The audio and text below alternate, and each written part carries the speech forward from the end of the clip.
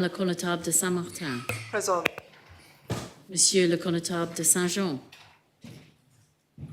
Monsieur le connétable de Saint-Clément. Présent. Monsieur le connétable de Grouville. Présent. Monsieur le connétable de Saint-Ouen. Présent. Monsieur le connétable de Saint-Marie. Présent. Monsieur le connétable de Saint-Sauveur. Present. Monsieur le député Southern. Madame le député Labbé. Présente. Monsieur le député Tadier. Présent. Monsieur le député Luce. Présent. Madame le député Dublé. Present. Monsieur le député Morel. Présent. Madame le député Lehegara. Monsieur le député Ayer. Présent. Monsieur le député Ward. Présent. Madame le député Owls. Madame le député Gardner. Monsieur le député Ghost. Monsieur le député Farnham. Madame le député Moore. Monsieur le député Mezek. Monsieur le député Joseph. Présent. Monsieur le député Balash. Présent. Monsieur le député Coles. Présent. Madame le député Porret. Présente. Monsieur le député Ward. Présent. Madame le député Miles. Présente. Madame le député Scott. Présente. Monsieur le député Renouf. Présent. Madame le député Curtis. Madame le député Feltham. Madame le député Binet. Madame le député Jeune. Madame le député Miller. Présente. Madame le député Howell. Présente. Monsieur le député Binet. Monsieur le député Ferry. Présent. Madame le député Kovac. Monsieur le député Curtis. Madame le député Ward. Présente. Madame le député Wilson. Madame le député Stevenson. Présente. Monsieur le député Andrews. Présent. Monsieur le doyen.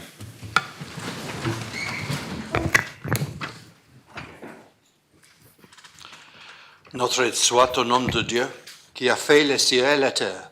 Amen. Seigneur Dieu, Père éternel et tout-puissant, qui a établi les gouvernements et les puissances de la terre pour le règlement et pour la conduite du peuple, et qui nous a commandé d'avoir toujours pour but la gloire de ton saint nom. Nous te prions qu'il te plaise de donner à cette assemblée le don de conseil et de prudence, d'unir les cœurs et les affections de tous ceux qui la composent, de la conduire tellement toi-même par ton Saint-Esprit que toute leur délibération est accompagnée de ta bénédiction. Réussisse au bien-être sur le chemin du peuple qu'il te plut de commettre à leurs soins. Car nous t'en prions, au nom et par les mérites de ton Fils bien-aimé Jésus-Christ, notre Seigneur, qui nous a enseigné à t'invoquer en disant: Notre Père, qui es aux cieux, ton nom soit sanctifié, ton règne vienne, ta volonté soit faite sur la terre comme au ciel. Donne-nous aujourd'hui notre pain quotidien, et nous pardonne nos offenses, comme nous pardonnons à ceux qui nous ont offensés. Et ne nous induis point en tentation, mais délivre-nous du mal. Car à toi est la reine, la puissance et la gloire, au siècle des siècles. Amen.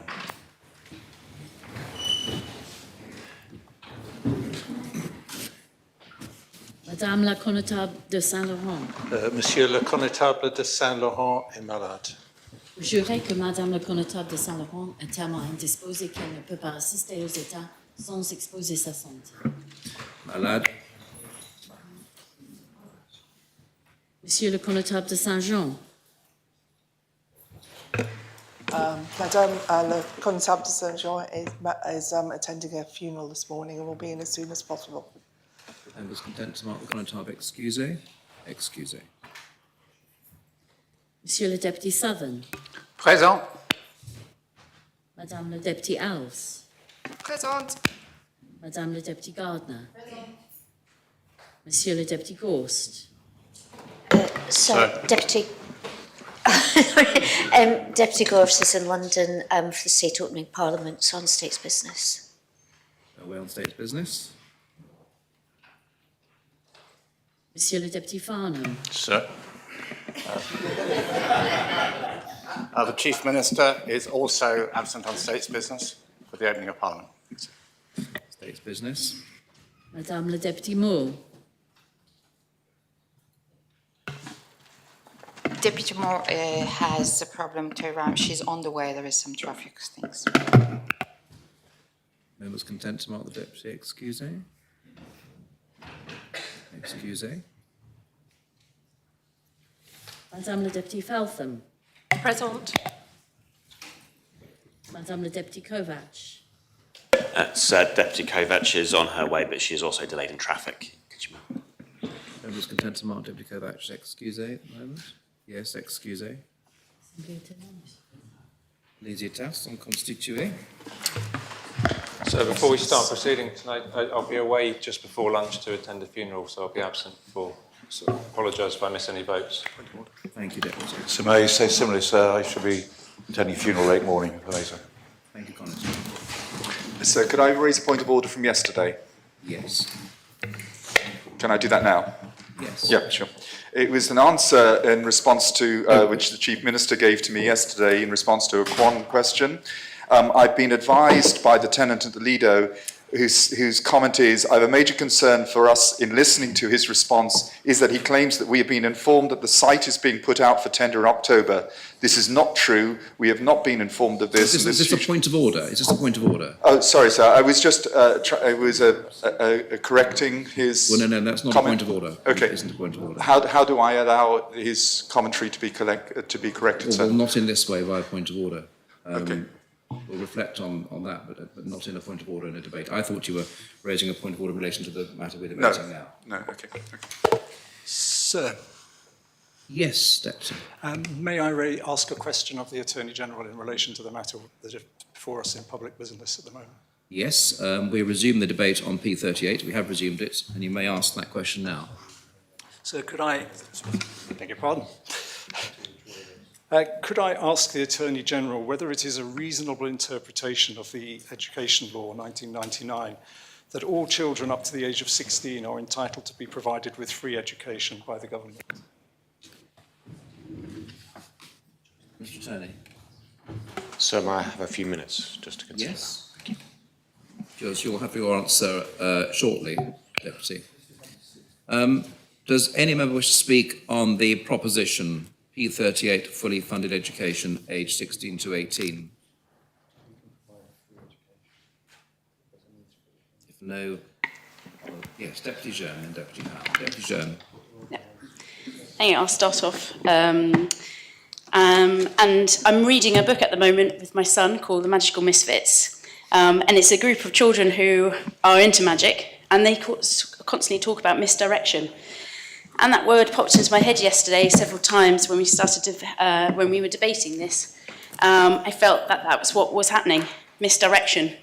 I wasn't very impressed also with the tone, very disappointed in the tone yesterday. It wasn't pleasant. And why was there so much irritation, a little bit of anger, and at times clear disrespect directed towards the proposer? I'm a bit confused about that, and I'm not just talking about during the debate yesterday, but in the development and discussions around this proposition as well. And I don't understand why, whether there was an amendment or not an amendment, that the Minister didn't publish any comments to the proposition, and that we only got that this morning. And unfortunately, as I was preparing my children, I was unable to read it all and take in what I could, because I've already had written the speech beforehand. But I have a quote for you. I have a very simple thing. A number of backbenchers or non-executive members, call us what you will, have brought propositions to this Assembly and faced real frustration in seeing them implemented, because we do not have access to the corridors of power in Broad Street. We do not have access to government ministers as much as we used to, and those implement the things that we bring forward. What we do have is a faith in the primacy of the Assembly. That is why we stood for election. That is why we turn up. That is why we do the work. That is why we put in the propositions. That is why we make the arguments. That is why we take the losses. That is why we take the hits. That is why we take the criticism. That is why we stand up and come back for some more. Because whether you agree with me or not, and whether I agree with you or not, I respect those who bring forward propositions in that way because they're doing their job. They're doing that, the people elected them for, and representation. That was from Deputy Ward during the vote of no confidence. And another one, great quote this one, democracies die when those who give consent lose interest and those in power feel entitled to that power.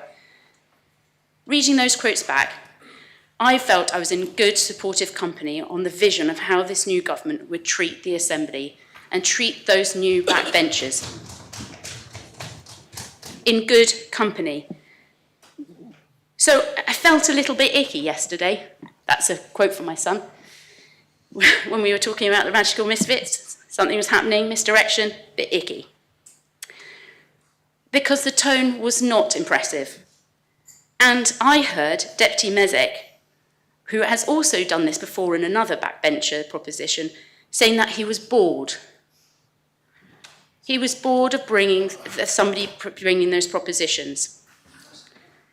You said that the deputy said that he was bored, and the deputy said that also when a backbencher brought a proposition earlier a few months ago as well. Democracies die when those who give consent lose interest and those in power feel entitled to that power. So let's not be misdirected. Let's get back to this debate. And that's why I wanted to speak first, because I want to say, let's get back to this debate. Let's finish this tone that happened yesterday, and let's get back. And ultimately, this is about fairness. Deputy Ward talked about hope, but I want to talk about fairness. The wording in Proposition Part A is that children are eligible for fully funded education or vocational training. It's a choice. If you send your children to fee-paying schools, it's a choice, because there is another option between 16 and 18. You can send them to Holier. There is another option, but there is choice. But if the parents decide that they not want to send to school, or the child decides, they go to free education. But what about the children who can't afford it, who don't want to pursue an A-level education, but they want to build specific professional skills and vocational skills? That is what this proposition and this Part A is actually referring to. It's about being entitled between 16 and 18, that if you want to not go into have A-levels, but you want to pursue vocational training, build up another professional skill, that you are able to have funding. So it's about fairness, it's about equity. And I'm confused about Deputy Curtis saying yesterday that the minister's doing that. Yet at the same time, when the minister was speaking, it felt that he was saying it wasn't possible to do that, because that was the point of the Proposition A, Part A is being pushed away, and saying that that's not possible. Because it's not about lifelong learning. This is about a specific cohort of children that don't have access to the same opportunities as their peers. And as the proposition, the report says, and this is very important, and I believe Deputy Gardner already stated this, is that when page 5 of the Further Education Skills Actionable Agenda for a Prosperous, Productive and Fair Jersey states that, as it noted in the independent review of school funding, so it's already been pointed out, already, this is not new, it's already by the independent review of school funding, that the level of funding at this stage of schooling, not lifelong learning, but schooling, is lower than most OECD nations. Is that what we want? Is that what we want for our children of Jersey? Because 16 to 18-year-olds are still considered children in the eyes of the law. The legally presumed age for leaving education and training is still 16. All of the nations of the UK, and the participation age is now 18. And the same is true for most European nations. Is that what we want here? We continually talk about productivity, of building skill base on the island, encouraging our young people not to leave Jersey. We're worried about population growth, as we apparently lack skills on the island, yet we don't seem to want to invest in our young children. Why? So I see this proposition as a positive thing because it gives the support to the Minister for Education to fight for his slice of the pie in the government plan, as the Assembly has supported him. If with his passes, it supports him in pursuing this route, as this is a principled decision. It's similar to Deputy Luce's support last year to the farmers. It sends a clear message ahead of the government plan that we supported more funding for farmers. This is the same. This is the same proposition. It's sending clear message that we believe fairness around access to funding should be for all 16 to 18-year-olds, as is their right in most OECD countries or in the UK. It's about fairness and equity, and it's about choice. As we come back to that eligible for, it's not about saying that all children 16 to 18-year-olds then should be funded for free by the free education. It's about having that choice. So it's an investment in our future. It's an investment in our island, and it is certainly the best thing to do if we're generally looking at lifelong learning and having a skilled population. I think that quote also came from the Minister. Thank you. Thank you, Deputy. Deputy Howell. Thank you, sir. And I thank Deputy Gardner for bringing this proposition, and it is her right, and it's the right of anyone to bring any proposition so that we can debate it. But actually, I still think perhaps we shouldn't be, we should reject it, because I don't agree with the tone of just saying it should be for 16 to 18-year-olds. In my manifesto, I wrote, I wish to encourage young islanders to make Jersey their home. I will strengthen the links between schools and future employers to support young island talent and to reduce the present over-reliance on inward migration and external consultants. Every opportunity for lifelong learning and training opportunities should be offered to islanders to keep abreast of the latest practices and innovation. This is not just for 16 to 18-year-olds, this is for all islanders. The proposition seeks just to make education and training free for this cohort. It ignores the fact that the budget is finite, that we are trying to improve the number of nursery places so that parents can return to work, that several thousands of teenagers already receive free training and education, not just in schools, but also at Highlands College and through apprenticeships. Please let us not fall into the trap of making piecemeal decisions. Let us listen to the excellent speech of the Minister of Education of Lifelong Learning and reject this proposition. Thank you, sir. Thank you, Deputy. Mr. Attorney, are you ready to reply to the question you were asked earlier? Yes, sir.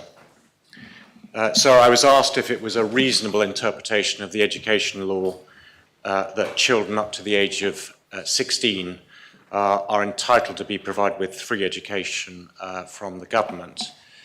And my answer to that is yes, it is a reasonable interpretation with one qualification, and that relates to children attending nursery education, for which there is a different provision. So the key article in the education law is Article 11, which provides that there is a duty on the Education Minister to ensure that there is available to every child of compulsory school age full-time education appropriate to the child's age, ability and aptitude. And compulsory school age, sir, is defined in Article 2 of the education law, which in the interest of brevity basically equates to ages 5 through to 16. So for children under the age of 5, there is a power of the states in Article 9 of the education law. The states may by regulations make provision for a fee to be charged for attendance of a child below compulsory school age in a nursery school or nursery class established and maintained by the Minister. But there's an additional power of the Minister in Article 10 to give financial or other assistance to any person receiving children below compulsory school age. so the Minister can give financial assistance for children attending nursery schools. But in general terms, yes, I confirm to the Deputy that it is a reasonable interpretation of the education law that the government has to provide free education to children between 5 and 16. Thank you, sir. Yes. Deputy Brenner first. Do you have any further questions for the Attorney? I don't, sir. I was putting my light on to speak. Yes. So I have a question. I wonder Yes. if it's a supplementary Yes, of effect. course. Is Yes. it a reasonable interpretation to expect the government to be able to provide free education to all of those students if they were to all turn up tomorrow and leave the fee-paying schools and turn up to the Minister and say, we want to now be educated in the state sector? Or is there a caveat, perhaps, which would be accepted that is subject to availability? Mr. Attorney? So that is somewhat of a hypothetical question. The education law does contain provisions concerning non-provided schools. So it expressly envisages that a number of children will go to non-state provided schools. There is a duty on the Minister to review the number of places available for all children attending all schools every year. So if all children attending non-provided schools were suddenly to choose to attend state-provided schools, I think that would pose some logistical problems for the Minister.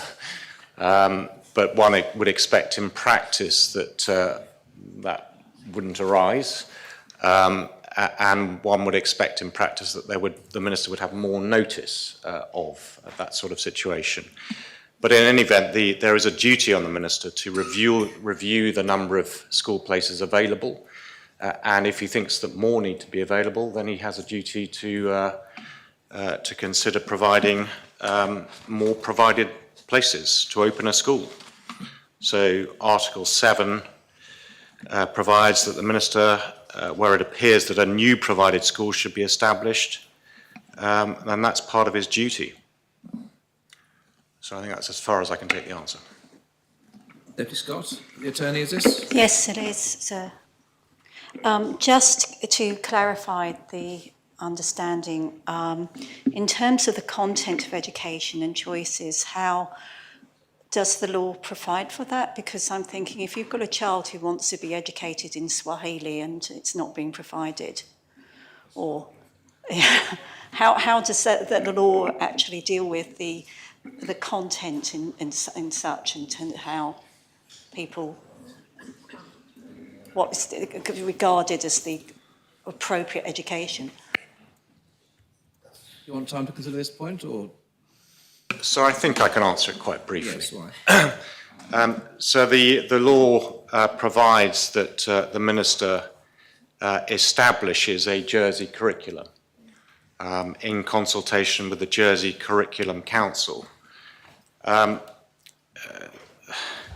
are various provisions concerning the Jersey curriculum, but the limits of parents of children's rights to sort of decide what education they receive, I think in terms of the law they are limited to the right to withdraw a pupil from religious education, for example.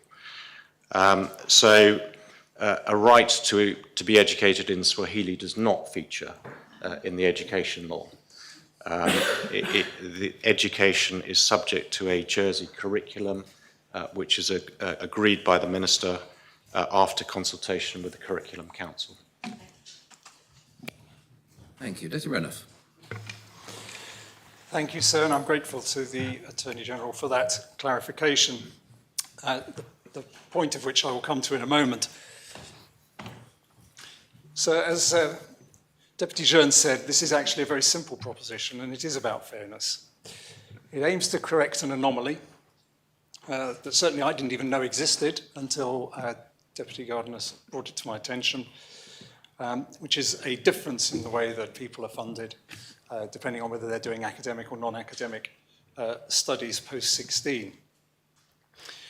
I do have to congratulate Deputy Hadia for setting a hare running that succeeded beyond, I think, his wildest expectations. It is disappointing, however, that the Minister has chosen to keep perpetuating the myth that was created in that. So may I just raise a point of order in standing orders? I've sat here a number of times and had my character sort of assassinated. We received an email recently about a phrase that was used, which I accept fully and I apologise for. But now being questioned as to whether I'm telling the truth. I was questioned yesterday about whether I care about children. So I just feel that standing orders are being somewhat ignored here. And the tone of the debate that was mentioned earlier has really come... I think we just need to be a little bit more polite and think about what we're saying, because I certainly didn't attack anybody in that way yesterday. So I'm happy to withdraw the comment if it helps. Yes. I mean, I will say, Deputy Ward, that if you are saying that a member has contravened Standing Order 104, which prevents a member of the States from using offensive or insulting language, which you're entitled to, it's important to point to what language to which you're referring in the future. But the deputies... So, well, I hope I don't have to, but I will do so. Thank you. Yes, right. Yes, Deputy. Yes, sir, and I do apologise and I withdraw the remark fully. But I do maintain that the email that went round this morning is unfortunate.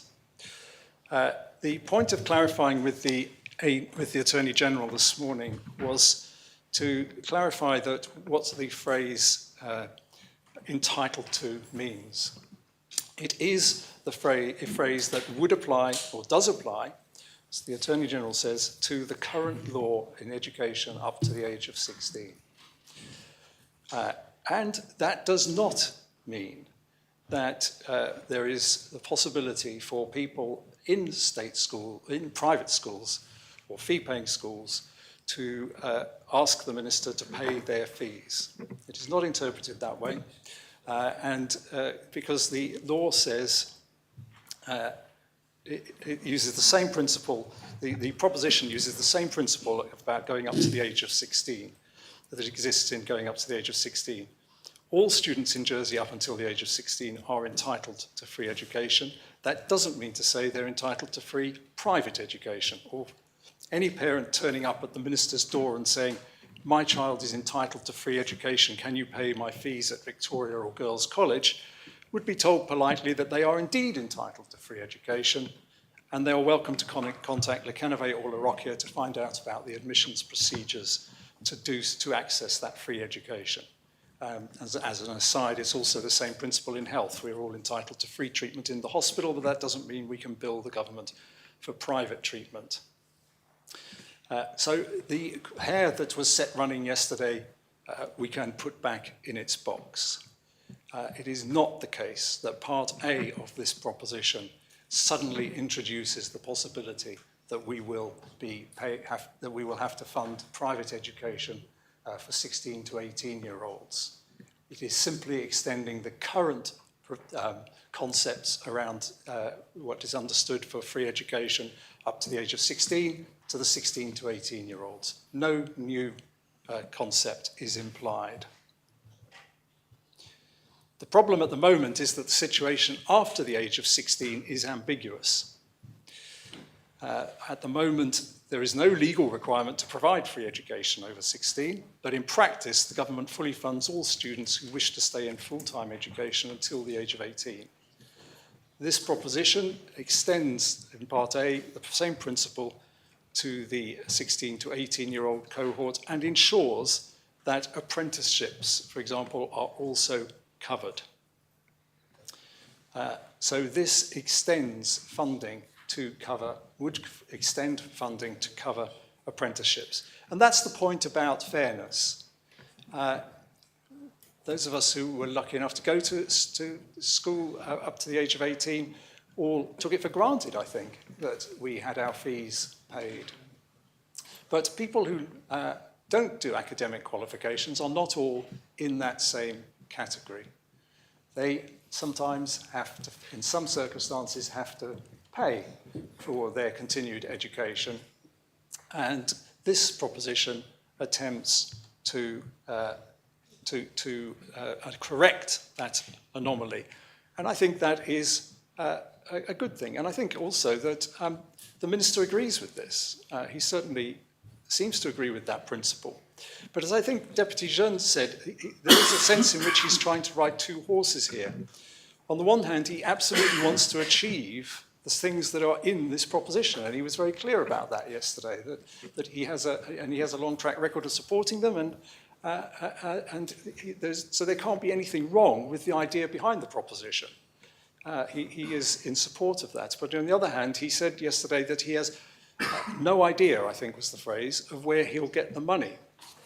There's no money in the existing budget.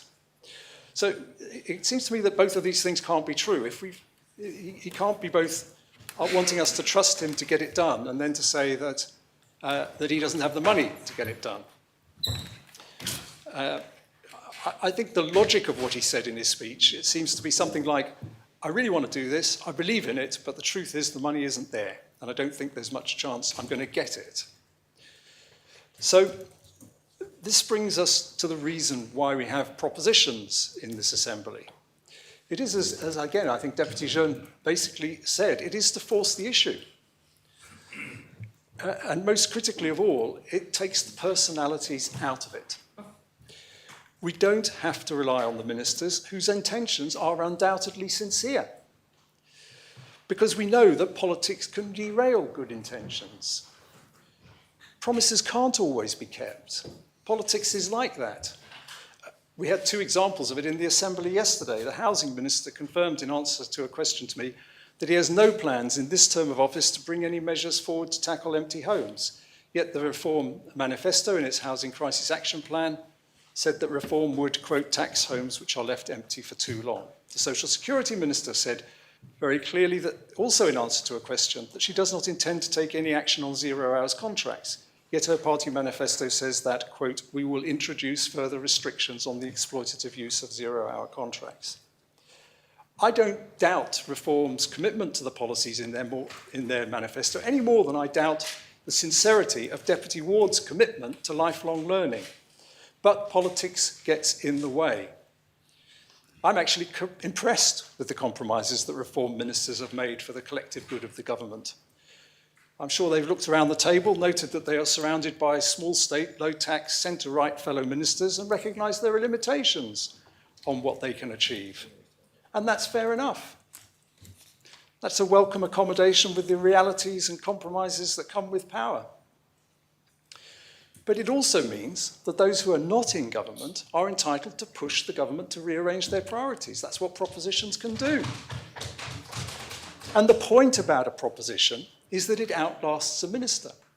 It can outlast a government, even an assembly.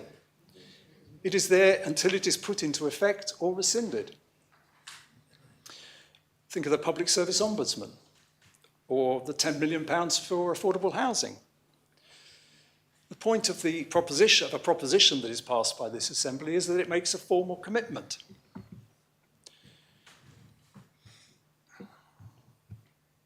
So I would say that this proposition comes from a person who has tried to do this in many different ways, is pursuing something that she passionately believes in.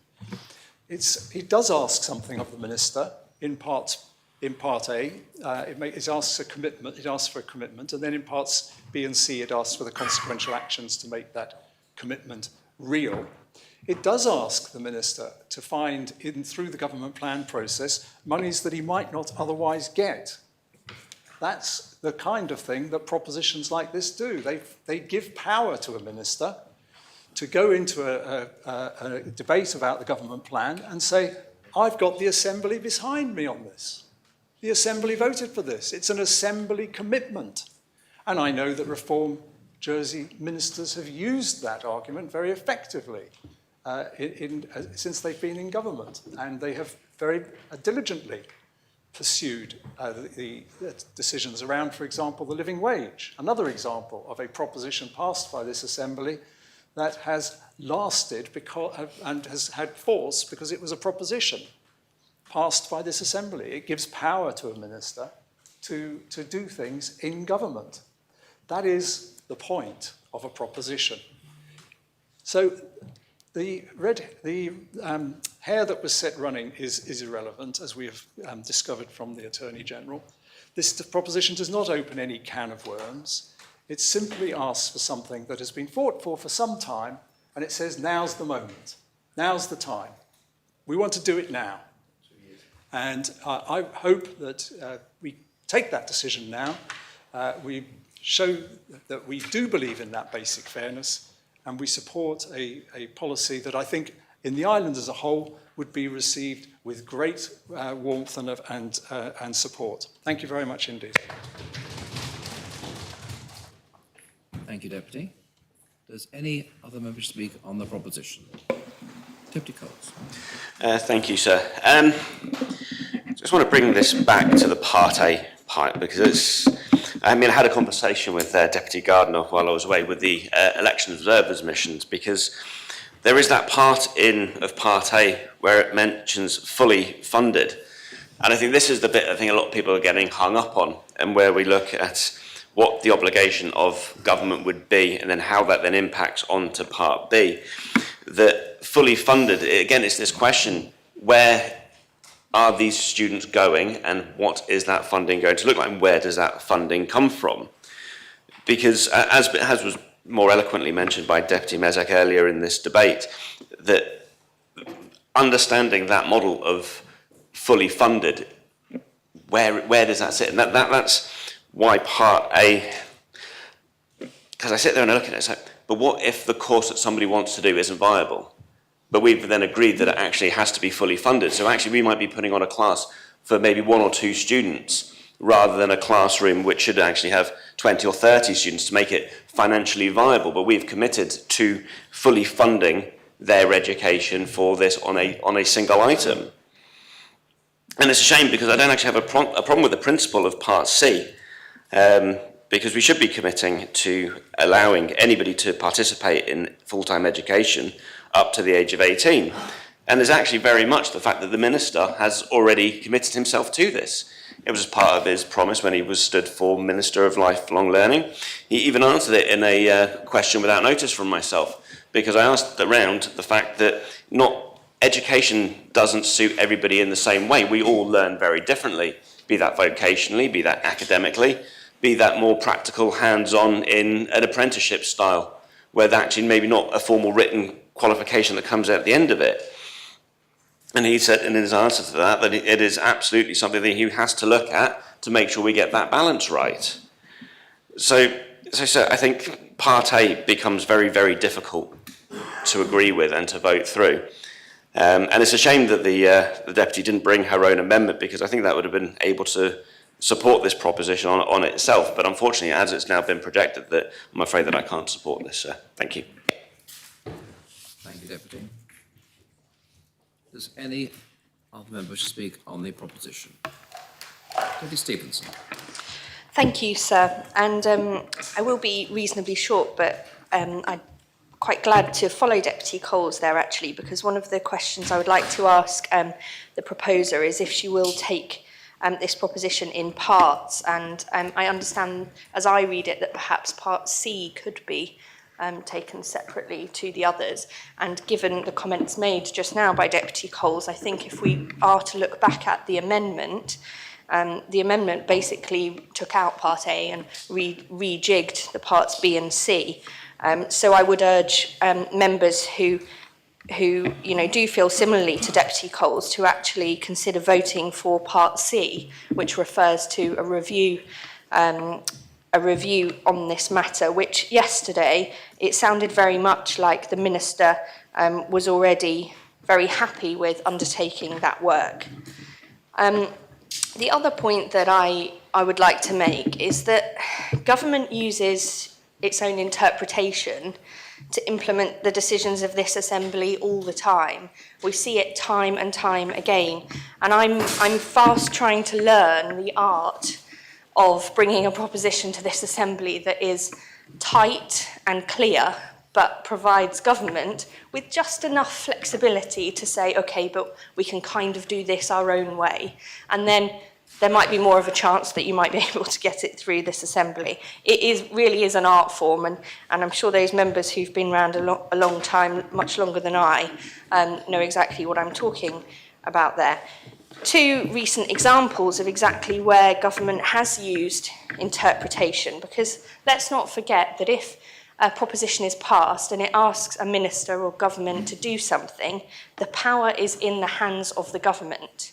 We all know that there are decisions of this assembly that sit unimplemented.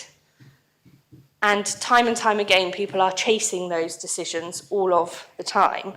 I think there was talk of a tracker being introduced to help scrutiny and backbenchers in the assembly more generally keep an eye on that. The power is with government once this assembly has made a decision, which is why I find it particularly odd, this argument that around the wording of the Part A, and why government ministers seem to be so caught up on it not being 100% perfect in their world, because I actually read it as reasonably clear, but with that flexibility for them to go and interpret.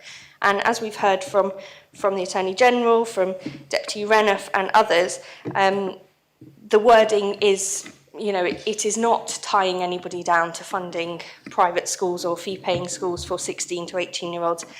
It's reflecting the wording that is already used in the education law. And it allows the government to interpret the decision of this assembly. And then if members aren't happy with the way government comes back with a policy, with a proposal based on that proposition, it's then up to members to seek to amend it. That's what we do all of the time. So two recent examples of where government has used their interpretation that I think are actually very clear: independent taxation. And then recently on my own proposition with IVF and the amendment that the government put towards that, replacing the wording around means testing.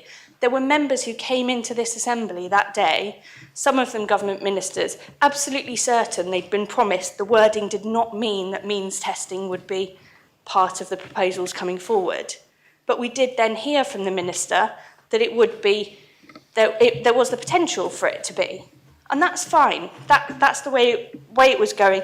That is government using its interpretation around the wording in a proposition. The other part I would just like to mention is that I think we heard trust commented on yesterday, and I keep coming back to one statement in my own mind, that trust is earned. And that's not to say that the minister in this case or other ministers have done anything to mean that trust has been lost, but you have to earn it in the first place. And I think personally that's something that I'm seeing play out today, towards the end of yesterday, some of those frustrations. And the relationship, to me, is just not there yet. We feel that coming out quite strongly, even today, I think, in this assembly. Trust is earned. It's not a given. Like Deputy Jearn, I was reading with my children last night. The book was slightly for a younger audience, but it's called Night Monkey, Day Monkey. It's about two monkeys. One wakes up at night, one wakes up in the daytime, but they encounter each other and they want to play. And they clearly live in different worlds where things look different and they encounter different characters. And they go on a journey together and have to explain to each other what they're seeing as they're out and about in their respective different worlds. So, for example, the night monkey sees moths wearing makeup, and the day monkey has to explain, no, they're actually butterflies. One of them sees a flying banana, the other one explains, no, that's the moon. They live in slightly different worlds, but they are open to explaining to each other what's going on so they can see from each other's perspectives. They develop a relationship, some trust, and eventually they agree that they're going to meet for breakfast/tea, because one of them's going to bed, one of them's getting up, and that's the way the book ends. Hopefully we can move forward to a point where we're meeting for breakfast/tea more often than just having a go at each other in this assembly. Thank you, sir. Thank you, Deputy. Does any other member to speak on this proposition? I call upon Deputy Gardner to reply. Deputy Gardner. Thank you. And thank you for all members who contributed to this debate. It is important that we will debate intention of the policy and policy for our Jersey residents. I was intrigued by the linguistic gymnastics being performed by some elected representative. I think the public, and I hope everyone in this assembly knows what I'm trying to achieve. 16 to 18-year-olds who do not progress beyond 16 in academia at Holia should get equal financial assistance to those who stay in the classrooms. It's simple. We do have education law, and I'm grateful for Attorney General because it's very clear that up to 16, all children in Jersey eligible for free education.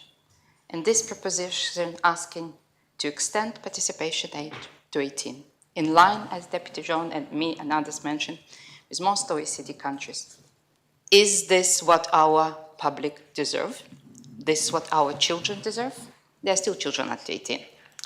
And it's a very simple question. A Deputy Scott assumed, she's not here, that the funding is already in place in government setting. It is a common assumption. Like Deputy Radov mentioned in his speech, he wasn't aware because it's really, really hidden. It's very complex to break it down.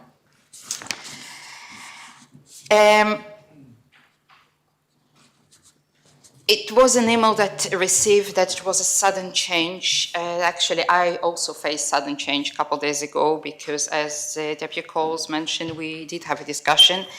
And I thought that the Part C, which is currently Part C, which was a Part A, an amendment proposition, was supported by the Minister. This was the only reason that I put the amendment. Otherwise, I wouldn't really waste the officer's time and others' time, and we would debate.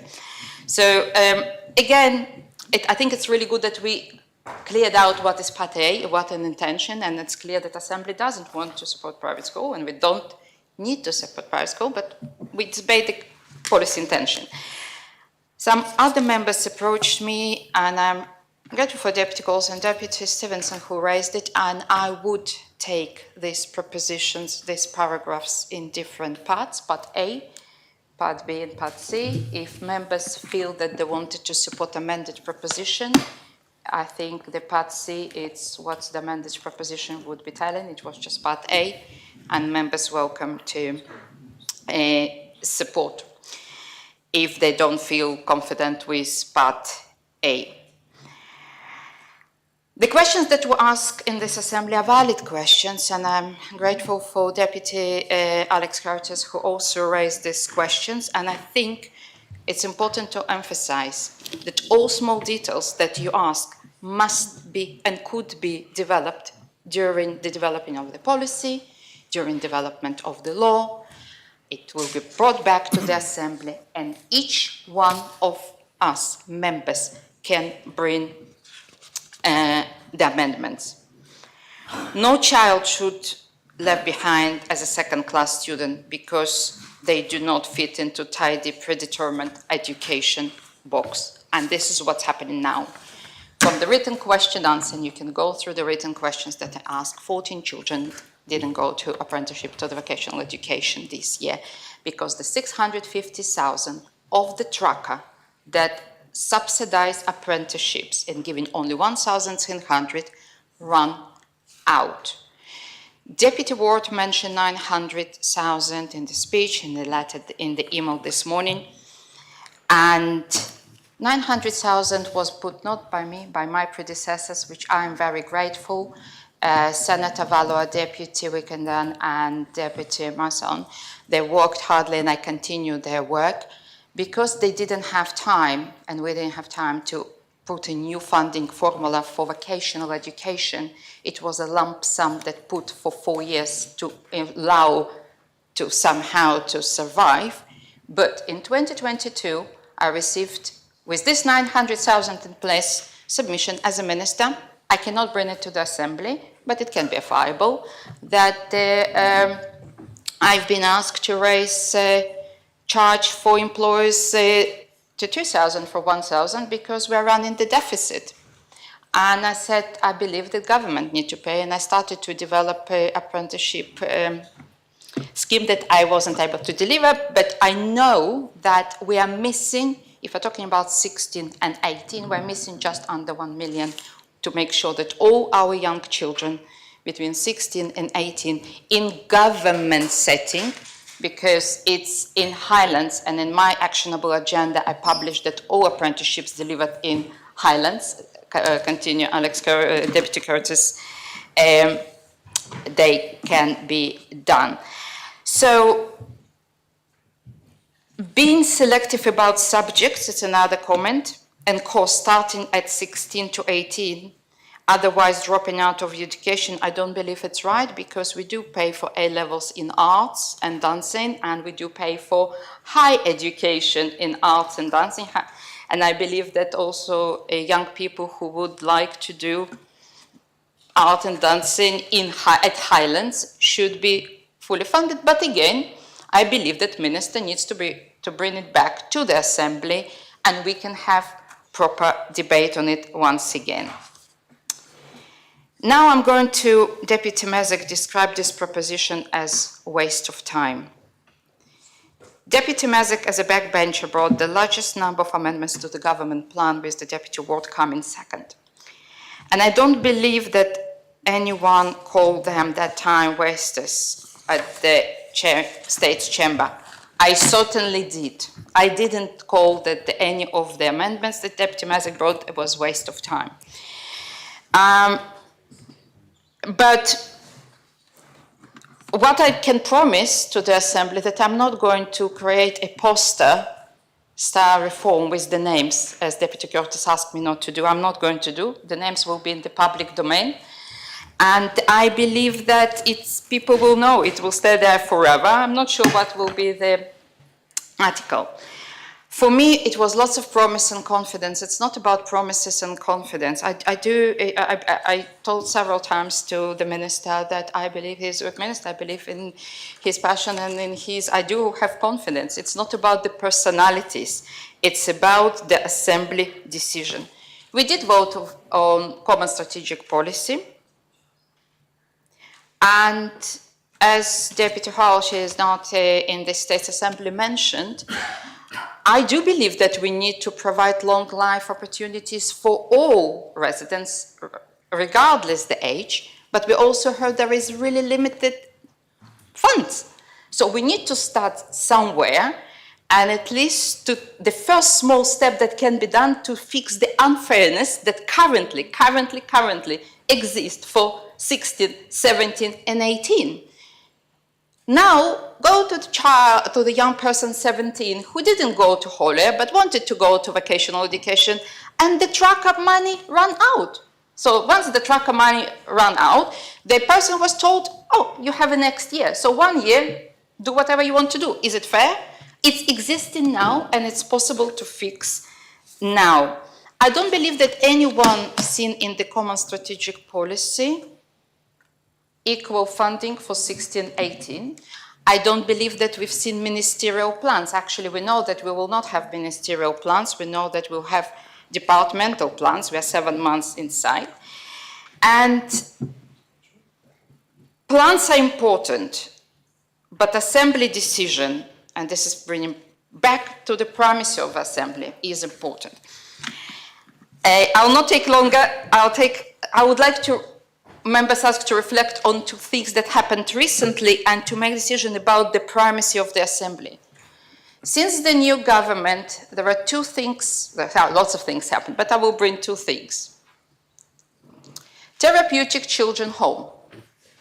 For 2 years, plans were drawn. The plans were presented to the members. The place was allocated. The fund was in place. It was the policy developed by myself and my assistant minister, who is currently the Minister for Children. What's happened within a couple of weeks within this government? The Therapeutic Children Home not progressing anymore. We are bringing new policy. And I believe that we might need to do all children homes therapeutic, and I believe that we might need to train, and we need to make sure that foster carers are professional, but it's not happened during the last 7 months, and actually the green fields up to capacity.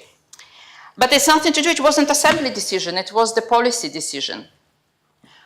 Saying this, public ombudsman. We know that there is a conversation to scrap the assembly decision, to stop the public ombudsman that was developed, but the government must bring resentment proposition to the states, because it was states' decision, and we will discuss. Again, it might be voted against, but at least as an assembly, we do have some safeguards to make sure that the decision will survive, as Deputy Renov said, will progress and will survive this assembly and will progress, and it will be delivered initially. Regarding scrutiny, interestingly enough, again, it's my approach as a minister. Every minister had different approach. If members remember our previous government plan, we have received 2 amendments. One is La Roquia School and community sports facilities, and another expanding early years nursery provision and childcare support. For several public hearings and exchange with the scrutiny, we told about our plans, we put the very detailed plans, we put the steps, and when scrutiny brought the amendment, actually, I welcomed the amendment, even though that we told several times that this is our plans. I published actionable agenda about skills fund, and Deputy Andrews brought a proposition, and after, you know what, I published, he believed, I got full support from the assembly, and I embraced it. I do believe in working in partnerships, and this was the whole way that I'm working. So I'll not take longer, and I'm asking Assembly to think about it. This proposition is really purposely simple, not prescriptive. It's asking Assembly simple question. Should we be providing equal opportunity for skills and education for young people, and if we are ready to do so? So I'm calling to the appel, and I'm asking to take part A, B, and C separate. Thank you. Yes, Deputy. In relation to that, it appears to me that if A is adopted, we move on to B and then C. But if A is rejected, B falls away, and we then move on to C. Do you agree with that? Yeah, absolutely. Thank you, sir. Thank you very much. So the appel has been called for. Members are invited to turn to their seats, and I invite the greffier to open the voting on Part A of the proposition.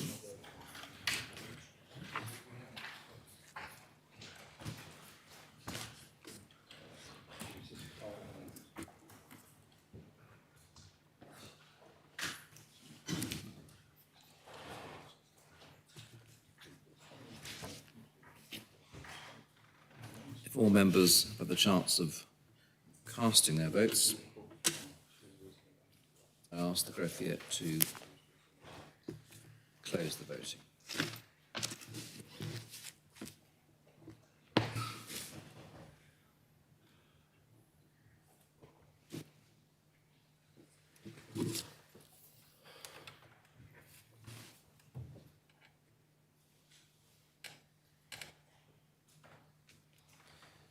Announced that Part A has been rejected. 13 votes pour, 31 votes contra, and 1 abstention.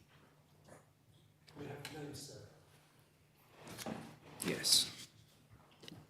Both pour. Can you have the 13, please, sir? Those voting pour the Connotab of St Mary, Deputies Gardner, Moore, War, Miles, Renouf, Jeune, Curtis, Wilson, Stevenson, Dublé, Osoph and Andrews. Those voting contre, the connotables of St Helier, St Bralard, Trinity, St Peter, St Clement, Grouville, St One, St Saviour, and deputies Southern, Labby, Tadier, Luce, Morel, Lehegara, Ayer, Ward, Alves, Mezek, Balash, Coles, Scott, Curtis, Feltham, Binet, Miller, Howell, Binet, Ferry, Kovac, Ward and Deputy Porre online, and the abstention was the connotab of St Martin. B falls away, and we move to part C of the proposition. I invite the greffier to open the voting.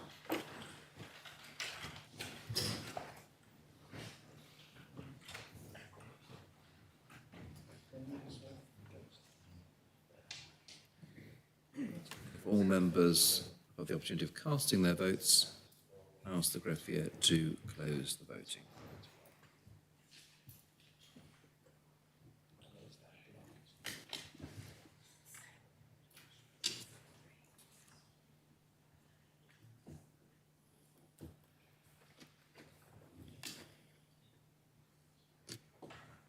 I can announce that part C has been rejected. 17 votes pour, 27 votes contre, and 1 abstention. We have the vote, sir. Yes. So those voting pour, the connotab of St Martin, St Clement and St Mary, and deputies Gardner, Moore, Wall, Miles, Renouf, Curtis, Jeune, Curtis, Ward, Wilson, Stevenson, Dublé, Osoph and Andrews. Those voting contre, the connotabs of St Helier, St Bralard, Trinity, St Peter, Grouville, St One and St Saviour, and deputies Southern, Labby, Tadier, Luce, Morel, Lehegara, Ayer, Ward, Alves, Mezek, Balash, Coles, Scott, Feltham, Binet, Miller, Howell, Binet, Ferry, and Deputy Porre online, and the abstention was Deputy Kovac. The next item is the draft taxation common reporting standard and United States of America Jersey Amendment regulations lodged by the Minister for External Relations. The main respondent is the chair of the Economic and International Affairs Scrutiny Panel. I invite the greffier to read the citation. Draft Taxation Common Reporting Standard in United States of America Jersey Amendment Regulations 2000. The states make these regulations under Article 2 of the Taxation Implementation Jersey Law 2004. Deputy Miller. Thank you, sir. So P39 is primarily intended to ensure that Jersey's law implementing the Common Reporting Standard, or CRS, regime is in line with global standards. The CRS is a global minimum standard in tax information exchange, which was designed by the OECD. Under the regime, jurisdictions are required to ensure that they have laws in place which require financial institutions to collect and report information on holders of financial accounts in Jersey. This information is then exchanged with the tax authorities of partner jurisdictions. As part of Jersey's commitment to transparency and cooperation in tax matters, Jersey has been exchanging information under the CRS since 2017. As I've said, the CRS is a global minimum standard, and therefore the OECD regularly undertakes reviews of the ways in which jurisdictions implement the regime. The latest review of Jersey's legislation regarding the CRS is currently underway. This will be finalised in October of this year. During the course of this review, 3 relatively minor potential weaknesses in Jersey's legal framework implementing the CRS have been identified. P39 is therefore intended to address these weaknesses before the OECD finalises its report on Jersey later this year. These areas are firstly clarifying how the regulations apply to legal arrangements or structures that do not have legal personality, such as partnerships and trusts. Then making sure that the anti-avoidance rule is fully in line with international expectations. And thirdly, making sure we have the powers to ensure that all financial institutions comply with the regulations. In terms of the last point, Revenue Jersey has the power to visit business premises and inspect business documents, if necessary, to ensure compliance with the regulations. The OECD has expressed a concern that if a financial institution was not carrying on a business or did not have business documents, this power may not be broad enough. In reality, it's very unlikely that there would be no business premises or business documents for a Jersey financial institution. However, in order to put the matter beyond doubt, I'm proposing to amend the regulations to expand the definition of business document and business premises slightly, only for financial institutions that do not carry on a business. In addition, we are also clarifying that a trustee or partner is not prevented from recovering penalties charged on them. So I should also comment on the interaction with the FATCA regulations. The United States of America does not participate in the Common Reporting Standard.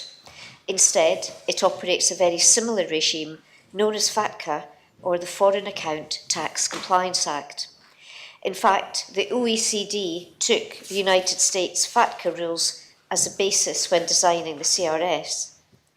Jersey financial institutions have been reporting information on US account holders since 2015 under the FATCA regulations.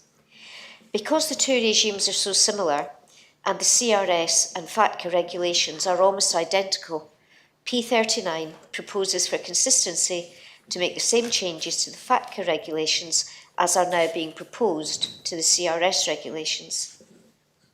The only exception to this is that the amendment proposed to the anti-avoidance rule in the CRS regulations is not being proposed in relation to the FATCA regulations due to differences in the anti-avoidance rule between FATCA and the CRS standards. So, in summary, Jersey is committed to fully complying with our international tax commitments, and these amendments are necessary to allow us to continue to do so and to be seen to be doing so. I therefore make the proposition. Thank you. Thank you, Deputy. Are the principles seconded? Yes, sir. Yes, sir. Does any member speak on the principles? Deputy Ozef. Thank you, sir. I apologise for not being in the Assembly in person. However, members will understand that the health issues mean that sometimes I am unable to. But nevertheless, I would wish to commend the work that Jersey has done and the financial services industry has done following the McKinsey review in growing Jersey's share of good quality business from the United States. Jersey is increasingly seen as a very high quality jurisdiction, which is benefiting our finance industry, particularly in the funds and other areas, which is important and of huge economic value. The Minister in her opening remarks did not say, and she might wish to say this in her summing up, whether or not the regulations that are before the Assembly have been consulted upon with practitioners and what their response for those have been to ensure that there is information before the Assembly that this indeed has been something that has been properly communicated and responses which have been taken on board by industry representatives. Thank you, sir. Thank you, Deputy. Does any member speak on the principles? I call upon the Minister to reply. Thank you, sir. Sir, I thank the Deputy for his question. I can confirm that the changes were consulted on earlier this year and industry was supportive of them. The changes are relatively minor and are expected to have limited to no impact on the vast majority of the financial services industry. Thank you. Thank you. Those in favour of adopting the principles kindly show. Thank you very much. The principles are adopted.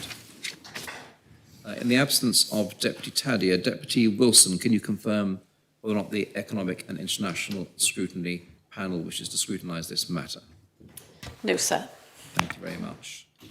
How do you wish to propose the regulations, Deputy? So I'd like to propose them en bloc. I could describe them very briefly if that would be helpful. Yes, if you wish to. Yeah, okay. So as I've said, these regulations would amend both the CRS and FATCA regulations. Both sets of regulations would be amended, firstly, to amend the definitions of business premises and business documents to cover financial institutions which do not carry on a business, trade, profession or vocation.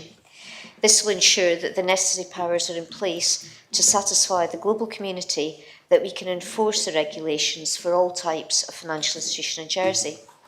Secondly, a new regulation would be inserted into both the CRS and FATCA regulations to clarify that if an obligation or a penalty arises under the regulations to a trust or a partnership, that obligation or penalty is applied to the trustee, or in the case of a partnership, to a partner who is identified as a responsible partner under the income tax law. The new regulations contain language to clarify that the regulations do not prevent that penalty from being recovered from the trust or partnership. Finally, the anti-avoidance rule in the CRS regulations would be amended to add wording to clarify that an arrangement that has been entered into with the purpose of avoiding any CRS obligations, that arrangement is deemed not to have taken place for the purposes of the CRS regulations. The changes would come into force 7 days after these regulations are approved by this Assembly, and this will allow the changes to be reflected in the OECD's review of Jersey's legal framework implementing the CRS, which, as I've said, is due to be published in October. So, thank you, sir. Thank you, Deputy. Are the regulations seconded? Yes, sir. Thank you. Does any member wish to speak on the regulations? Those members in favour of adopting the regulations kindly show. Thank you very much. The regulations are adopted in second reading. Minister, do you wish to propose the regulations in third reading? Yes, please, sir. Are the regulations seconded in third reading? Yes, sir. Does any member wish to speak on the regulations as adopted in third reading? Deputy Joseph. Thank you, sir. I would just ask the Minister again. She explained that the now approved regulations are minor, but they do appear to be quite important and indeed potentially draconian in their ability in respect of premises, which she explained. And I would just ask whether or not these really have been subject to consultation in a meaningful way, and that there has been no dissent from those people who are going to likely be affected or could be affected by these regulations, and if they are actually the identical global standard of such interventions where necessary. Thank you, sir. Thank you, Deputy. I call upon the Minister to reply. Thank you, sir. I'm afraid I can only confirm again that the regulations were consulted on and that the industry have been content with them. I think the Deputy was raising two concerns. I think these regulations address what is largely a hypothetical concern rather than one that we consider is real, and that is the question of having a financial institution which does not carry on a business and has no business premises or business documents. We haven't identified any financial institutions which actually fall into those circumstances, and this is simply a perceived gap in enforcement powers. However, there is there is a potential, for example, for a trust to be considered as a financial institution for the purposes of the CRS if it's managed by another financial institution and if it meets certain other tests in terms of both its investment activities and income profile.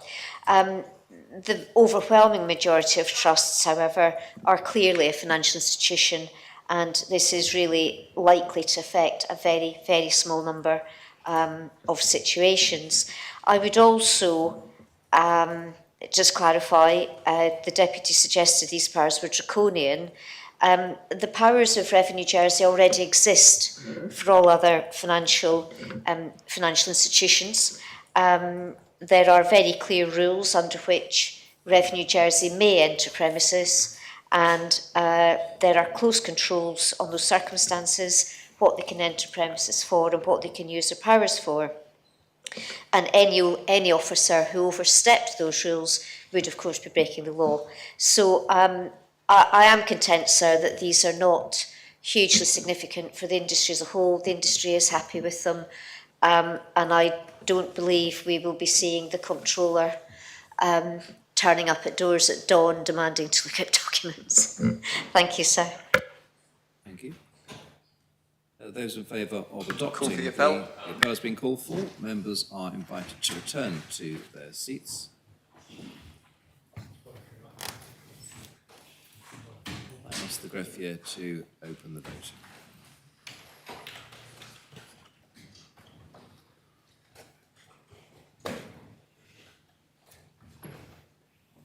Four members have the opportunity of casting their votes. I ask the greffier to close the vote.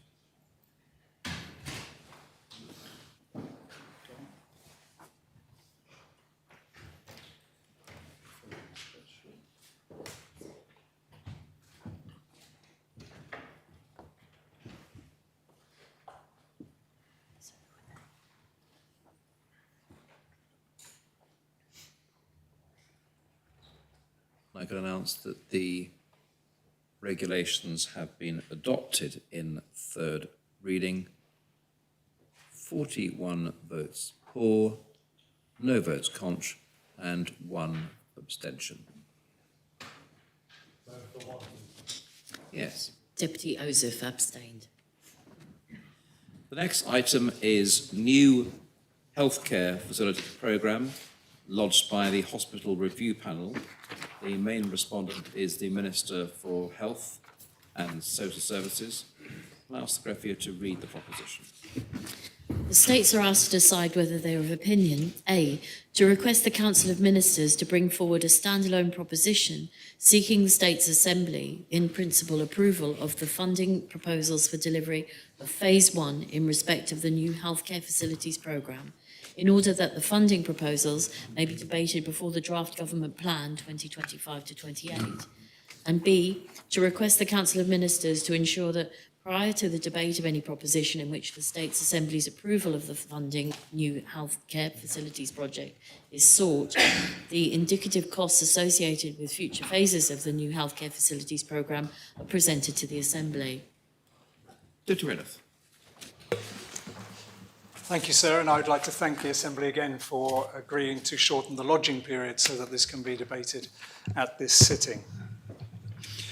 So this is a simple proposition, and it aims to do two things. Part A aims to reinstate a commitment in the current government plan to have a separate debate on the funding arrangements for Phase 1 of the new hospital facilities. Part B makes an additional request, namely that the government should present some indicative costs associated with future phases of the new healthcare facilities. And I should say right away that I intend to take the proposition in parts to allow members to express opinions on each matter separately. The case which I and the scrutiny panel wish to make is on the theme of transparency and openness. Values which the Chief Minister says are central to his government, which are emphasised in the Common Strategic Policy and were reinforced by the Chief Minister when he appeared before the Corporate Services Panel.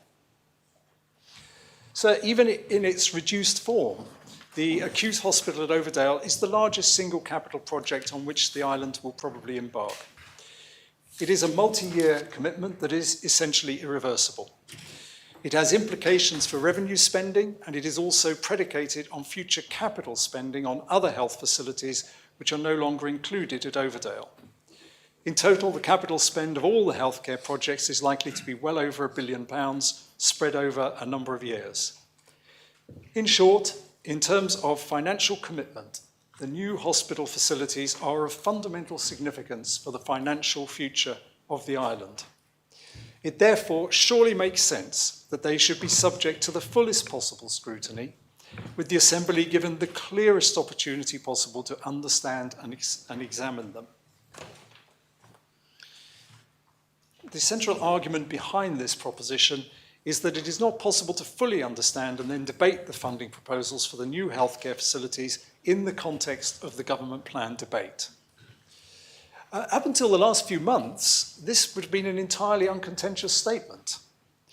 Put another way, had the government stuck with the original plan to bring a standalone proposition regarding hospital funding, no one would have batted an eyelid. It would have seemed entirely normal.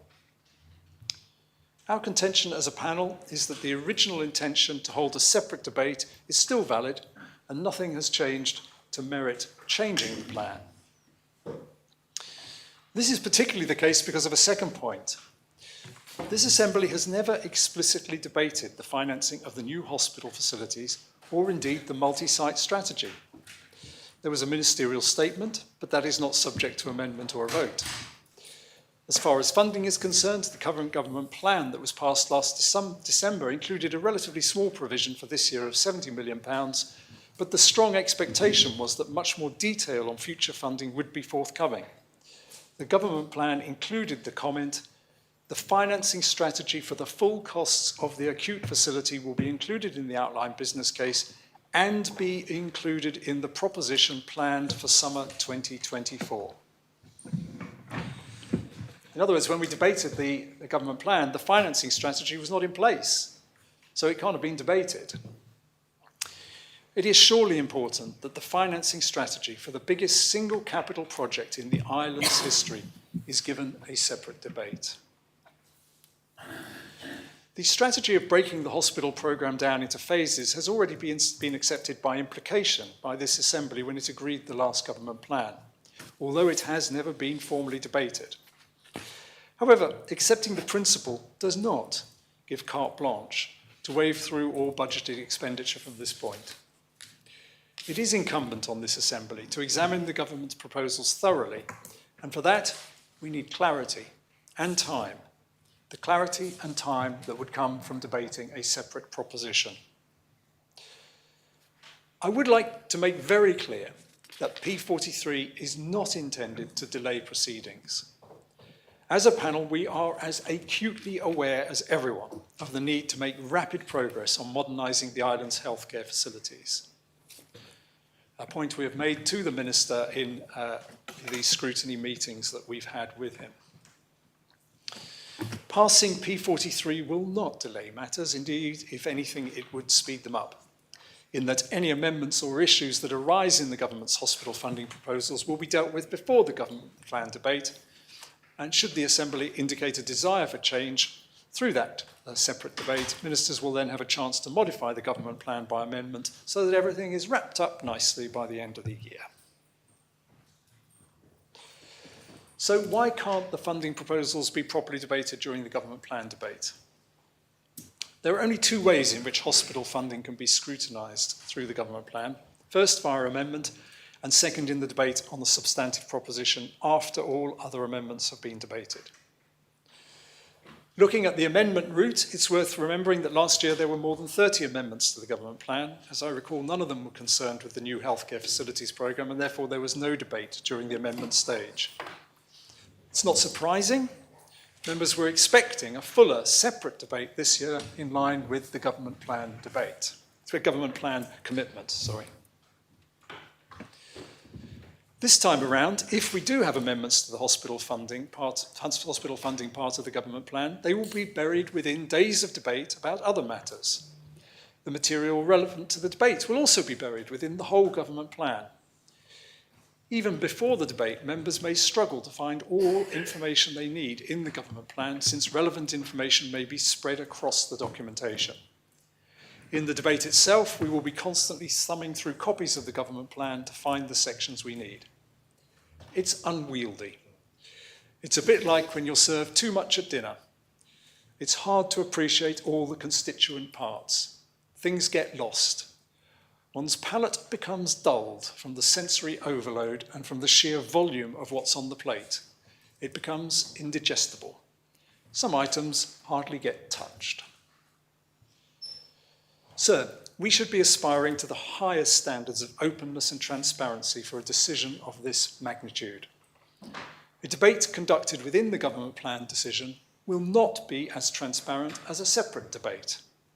Something that could have been transparent will have been rendered opaque, or slightly more opaque than it needs to be. So I want to come to the government's main argument as to why a separate debate is apparently the wrong thing to do now. I think it seems to me that ministers have invented a new doctrine over the last few weeks. No budgetary matter that is included in the government plan should be debated except in a government plan debate. I think it's a nice try, but it doesn't hold water. Taken to its logical conclusion, this would mean that no proposition relating to government spending could be debated except in the government plan debate. I note, for example, that this rule did not apply to funding matters that were brought by ministers. Assisted dying, for example. Several £1 million of expenditure approved outside the government plan, now I presume to be included in the government plan. No sweat. But there's a more fundamental reason why the government's argument doesn't stack up. The government says that unless hospital funding is debated at the same time as the government plan, it would be, quote, taken on a piecemeal and disjointed basis, end quote. But it won't. The government plan will have been published. The proposition which the government brings will therefore be able to place the funding proposals in the full context of the government plan. Ministers will be able to draw attention to every relevant aspect of the government plan. They can clearly point out where decisions taken will have implications elsewhere. So, what is to be lost by a separate debate? I'm looking forward to hearing. There is no delay. The debate will be fully informed by the government plan. I don't get it. So we are in a position today to take advice on this matter from significant members of the Assembly. Our current Chief Minister said this almost exactly a year ago in comparing plans for the new hospital with the approach taken in the last Assembly with the Our Hospital project. Can I ask the Minister, when he intends to come to this Assembly to seek the relevant permissions to proceed with the plan, reminding him that the previous Our Hospital project came and sought, I think, no fewer than 4, possibly 5 States Assembly votes as we went through the process, end quote. Separate votes, remember, not buried in the government plan, because openness and transparency are good. I was going to say, where has that Deputy Farnham gone? But of course, he's gone to London, so we know the answer to that question. But the current Education Minister, Deputy Rob Ward, was of similar mind when he asked the Treasury Minister last year, it seems to me that the plans for funding of the new hospital may be incorporated into the government plan. Does the Minister agree that this means there is a real risk that there is not a separate debate on the hospital, as it becomes incorporated into a much larger plan, which, if not agreed, creates real problems for the island? To emphasise, a real risk that there is not a separate debate. He was making the entirely reasonable point that if there was no separate debate on the hospital funding process, then the only option if members disagreed with the plans would be to vote against the whole government plan. We should not be put in that position. I hope that those ministers, Treasury Minister, Assistant Minister, Health Minister, Education Minister, Chief Minister, and so on, who were all supportive of the idea of a separate debate only a few months ago, can explain what has changed. What has changed between their support for a separate proposition and opposing it now? I do take some comfort from the recognition that the government's opposition, as stated in its comments paper, is somewhat half-hearted. They accept in their comments that it is perfectly valid to ask for a debate. They'd just rather not. I respectfully suggest that this Assembly rather would like the opportunity of a full debate on the hospital plans. Clean, transparent, open. So if I may move on to part B of the proposition, it asks for some indicative costs associated with other aspects of the programme. Principally, that is the redevelopment of Gloucester Street and Kensington Place and the proposed health village in Saviour. It's worth noting this Assembly has never debated the idea of a health village at St Saviour.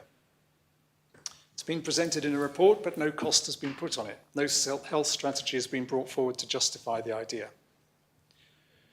We can see the consequences of this lack of scrutiny already. The Minister has stated in a letter to the scrutiny panel that he is negotiating to buy some fields in St Saviour as a site for the construction of a new health village.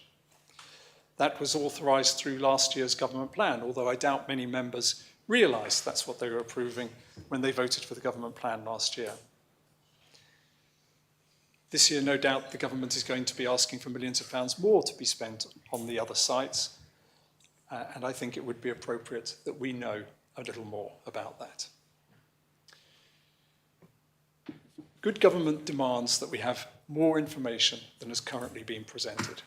A stronger justification for the health village, for example, with clarity on what money is going to be spent on over the next few years, and some idea of how much the whole thing is going to cost. Otherwise, we are approving continual incremental expenditure on a project about which we have no idea what the final cost will be. I cannot think of any other situation with a major capital project where this would be considered acceptable. The easiest and clearest way to achieve clarity will be a separate debate where we can see how much has been allocated for each part of the project in the context of roughly how much the total cost will be. It's not a big ask. Indeed, we are asking for something that should be very familiar to the current Chief Minister, because he asked for something very similar last year, and he wasn't alone. The now Housing Minister, Deputy Mezek, said in the last government plan debate on the 14th of December, quote, "We are asked to provide another £52 million to proceed with the new healthcare facilities, and they will not even tell us the details of their plans in that regard, including how much they think they are going to spend on the programme as a whole." Scathing comment from Deputy Mezek on the inability of the government then to come up with a figure for the whole programme. So there was a clear recognition by members of the current ministerial team, including the current Chief Minister, that they wanted to have some idea of the total costs of projects. Not a detailed breakdown, not a figure that will be set in stone, but we know there are plans on which costings could be based. For example, there are published plans showing a proposed layout of buildings at St Saviour's, including how many square metres they are planned to occupy. That's a basis on which rough estimates could be prepared. So to conclude, sir, just 8 months ago, it wasn't considered a big deal to have a separate proposition. Now we're told that the hospital funding needs to be debated in the context of the whole government plan. But as I've said, it will be. If this proposition is passed, we will have a debate a few weeks before the government plan debate, but well after the government plan has been published. Indeed, all the information for the hospital funding proposition will be abstracted from the government plan, and the government will be in charge of that process. They will control that information. The advantage of a separate debate is that it will give us clarity, transparency, and the proper time in order to debate the matter. The urgency of our need for new hospital facilities should not dull our appetite for a proper examination of the plans for all the new hospital facilities. The public want a new hospital. Sure, we all do, but they also expect us to keep a close eye on the costs on their behalf. Let's do our job and do it properly. Thank you, sir. Thank you, Deputy. Is the proposition seconded? Yes, sir. Thank you. I'm advised that the main respondent is in fact the Minister for Treasury and Resources. Does any member wish to speak on this proposition? Minister. Thank you, sir. Sir, as set out in our comment, I confirm that the Council of Ministers will not be supporting this proposition. That's not to say that we don't see the perspective of the panel or understand what the panel is seeking to achieve. Indeed, as the Deputy has said, previous governments have brought forward the funding approach for the new hospital in separate propositions, so this is not an unprecedented request or approach. I'm not going to purport to speak for the Chief Minister, but we are all entitled to change our views from time to time on how best to handle matters of significance and how best to ensure that information is available to members and to the public. It's not, though, in the view of ministers, the optimum or most logical approach. So this is the latest in a series of recent propositions which seek to isolate certain issues which are fundamental to the financial health and well-being of the island, both on a short and long-term basis.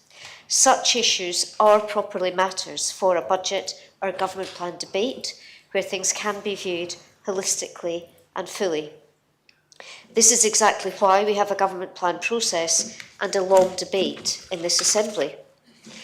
And it's the case now more than ever that we need to consider budgetary and financial issues holistically and not on a piecemeal basis. So we know that we have funding pressures on our everyday public services, especially in health, but not only in health. We need to balance these pressures with our revenue-raising measures, whilst keeping the tax burden as low as possible on islanders, ensuring appropriate targeting in how we raise additional revenue, and maintaining our competitiveness as an economy. We then need to think about our short, medium and long-term programme of capital investment. Separate to that, we are developing thoughts on how we might finance further improvements to our public realm in town and elsewhere. Equally, we have pressure from members and an ambition ourselves to replenish the stabilisation fund and further increase the value of the strategic reserve, as we have been advised we should be seeking to do. These are all competing interests, and while it is possible to balance them all, that can only happen with very careful thought and a delicate balance. It requires us to spend our current income more effectively, to carefully consider how we can best invest our current assets, if appropriate, to adopt a prudent approach to any new revenue and a cautious approach to borrowing. And we know that the public themselves are concerned about the amount of money that government spends. And we must take those thoughts into consideration. One way to disrupt the balance that we seek to achieve is to start breaking parts of this package away from the others and to not treat these topics as interlinked and as part of the same conversation. Regrettably, sir, that is exactly what this proposition would achieve. Isolating the health funding debate is not something which is only disadvantaged to ministers and to the wider interests of the island. It would also be disadvantageous to states members. I strongly believe that members will benefit from considering the matter of hospital funding alongside our other funding and investment priorities. Members will still be able to support, amend or oppose our specific plans for hospital financing in the government plan debate. Considering the new healthcare funding package as part of the budget will not prevent or inhibit a full debate in any way. And we've all sat now through, well, 2 government plan debates which have gone on for great length, where people have brought amendments, and we've been able to discuss those amendments and consider funding aspects in considerable depth. But members and ministers can still respond to the impact of any amendment that might be agreed as part of the full government plan process. There is no intention of trying to be anything other than open and transparent as regards the new healthcare facilities funding. We are simply seeking to take a holistic and complete view of our finances as an island. This is absolutely not about subterfuge or obscurement of any facts. We will have plenty of time before November for members to look at the government plan and to look at what it tells us about funding the new healthcare facilities. Funding for the new healthcare facilities will require a careful, disciplined approach on all sides, because the government plan must present a balanced budget, and we must have regard to the long-term sustainability of public finances and the well-being of islanders generally. So I don't doubt that the intention of scrutiny is to ensure that the financing approach to the new hospital is prudent, appropriate and deliverable. We all share that objective. It is only an approach that we differ. It is, though, a significant difference. So I therefore ask that members support the approach that I've set out today and, with respect, to vote against this proposition. Thank you, sir. Thank you, Minister. Does any member speak on this proposition? Deputy Iyer. Thank you, sir. The Hospital Review Panel is seeking, through this proposition, to have a separate debate on the funding proposals for the new healthcare facility programme. If we are successful, a debate will be held where state members will be able to make their comments and put forward any amendments to the project where they feel are fit and proper, and then after such a debate it will be incorporated within the government plan 2025 to 2028. I must be clear that there is no intention on the part of the panel to try to delay or hinder the programme in any shape or form. This will be solely to allow members the opportunity to fully understand what the programme's constituent parts are and to consider how the funding for such a large project will be achieved in the forthcoming years. One of the main concerns of the panel is that the new healthcare facilities programme will not receive suitable, detailed and intensive scrutiny by being incorporated within the government plan and therefore having the possibility of not being discussed at all. Some will contend that for such a huge investment on behalf of the island, the Overdale project could not possibly slip through the net of the government plan without raising serious concerns about the future costs of the project. But I must remind members that this would not be the first time that such an eventuality has happened. In a previous government plan, 2022 to 25, Part G determined that a bond for 500 million to be taken out to fund past service pension liabilities to the tune of £480 million. This was not debated separately, so there was no scrutiny carried out, and there was no possibility of voting on any individual part of the government plan because, for what has now become a tradition, it was voted on in its entirety and not in separate parts, much to the chagrin of many members. So to avoid such an eventuality occurring again, we are suggesting that there should be an alternative avenue to ensure that the programme receives adequate scrutiny and a robust debate in this Assembly, and that members are provided with sufficient levels of detail to inform their decision-making process regarding all phases of the programme. So, last year, Deputy Farnham posed an oral question to me as Assistant Treasury Minister regarding the funding of the healthcare facilities. He queried, "The government has presented a project to a multi-site hospital with 4, possibly 5 sites. Does he not believe, on behalf of Treasury, that it is only right for this Assembly, before embarking on spending many more tens of millions of pounds, to, as soon as possible, know and understand the full cost and timescale of what we are proposing?"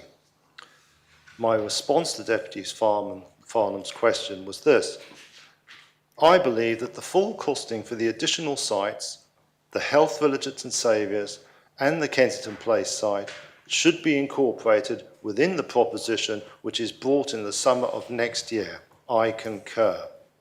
Sir, my opinion has not changed since I made that statement last October. Part B of this proposition conforms to that belief, and I hope that members will realise the need for these indicative costs to be understood prior to any continuation of the new health facility programme. Thank you, sir. Thank you, Deputy. Deputy Doublé. Thank you, sir. And I think it's clear to all members how important the health of our islanders is. There isn't really anything beyond perhaps the safety of our islanders that is more important. And I think it's absolutely right that this debate would be a standalone debate. And I think given the track record of successive governments in, I think, trying very hard, many of them, to deliver some of these aims, but progress being very difficult to make, we need to make this a discrete issue and consider it and give it the weight that it deserves, and the time and the space for members to properly consider it so that we can get it right. I think the reasons for doing so are reasonable. I think that the speakers before me have made the case, but if members are on the fence, on the flip side, I don't see any compelling reasons not to do this. It's not going to cause any harm if we have this debate separately. So I think if members are on the fence, I would urge members to support this proposition today, please, sir. Thank you. Deputy Jeune. Thank you, sir. And I rise as definitely not fully understanding all the different aspects around the hospital because I've never really been engaged to that level before. So I stand as an uneducated states member in this regard to those that have spoken before who are around the scrutiny and also from both from the hospital side and from the health side. But I just looked into the government plan that we agreed in 2024 to try to understand, what would happen if this was brought as part of the government plan versus a standalone, which is what the scrutiny panel is asking for. And what we agreed to as an assembly, it says it's quite clear that, within the Q1 of 2024, we'll have a better understanding of the cost, and the programme team will continuously challenge planning assumptions during design and contracting stages with a view of reducing costs, communicating progress regularly to key stakeholders, including ministers, scrutiny and states members. Well, I'm a state member and I don't think I have heard yet anything much about what's going on with the hospital in this assembly from a standalone perspective. So it's very difficult to stand here and say, well, we could put it in the government plan. We all know that that's quite a tough week to get through. And would we really have that moment to be able to really understand and scrutinise what is being presented? And it also says very clearly that it says, it will be in 2024, we will bring forward a standalone proposition to seek approval for delivery of phase 1 of the programme and its financing, continue level design and planning work for the whole programme, etc. So it gives a few little details, but it doesn't go directly in. So I really feel that I would like to be supporting this proposition because I would actually like a standalone debate to understand, as just kind of like a layperson, a states member that hasn't really been involved in these details at all, to be able to spend time looking at this, not in the intensity of the government debate, when it's a week where, and hopefully, and I encourage those backbenchers, the new backbenchers, to bring lots of amendments to the government plan to make our own stamp on it, as those who are now in government have done in the past. And so we will have lots to talk about in lots and lots of different elements and different subjects. And this is, as Deputy Renouf has said, is the biggest infrastructure project that the island has for many, many years. And so I really think that the scrutiny panel, and we should listen to scrutiny is an important part of this assembly, that they are calling for us to have a standalone discussion around the hospital. So we really, all of us, understand what is going on, not just those who are very much involved in the weeds of this, but that we all get to understand that. And I really don't think that we will all understand it if it is hidden within a government plan debate. And I don't mean hidden as in, it's on purpose doing that, but does mean it gives less attention. And especially as we see that the discussions already so far today, not that many people, members are in the Assembly to hear what scrutiny has to say on it. So I think giving ourselves time to really understand what is happening behind the hospital and the financing behind the hospital and actually the hospital plans in general.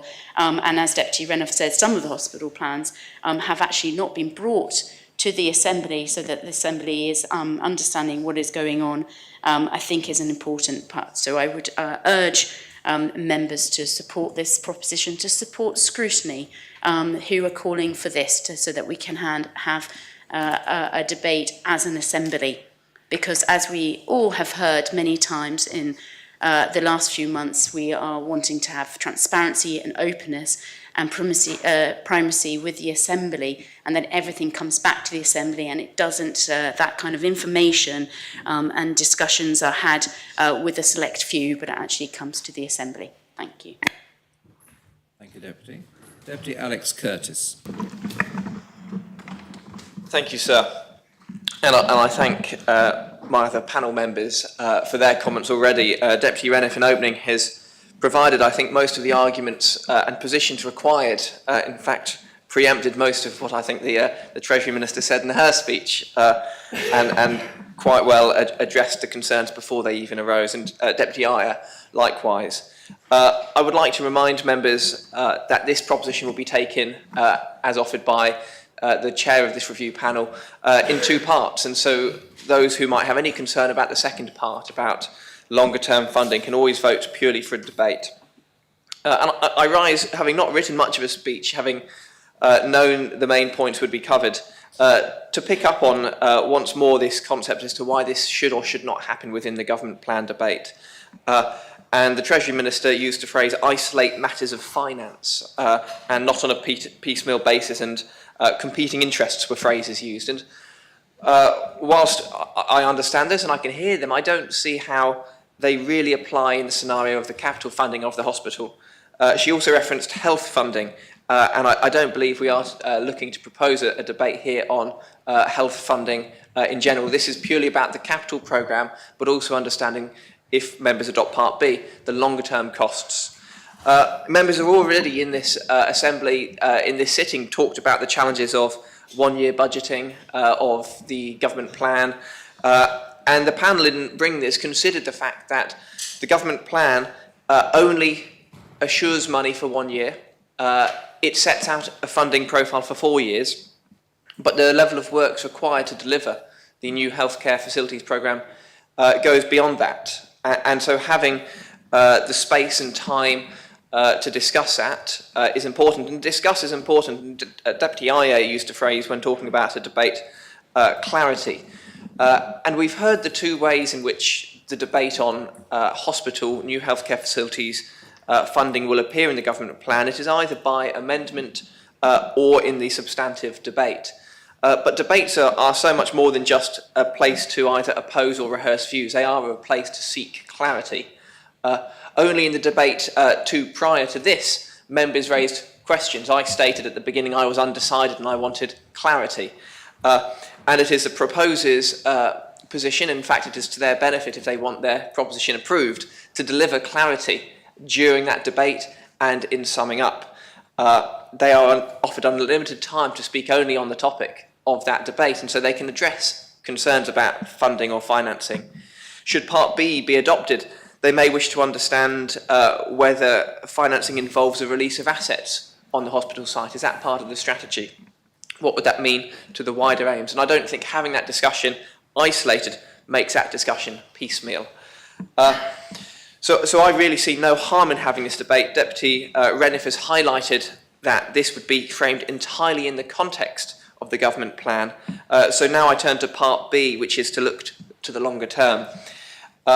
And it was referenced that the needs of the healthcare facilities has changed from the original plan. The Our Hospital programme proposed the development of 70,000 square metres of gross internal area for medical and ancillary functions.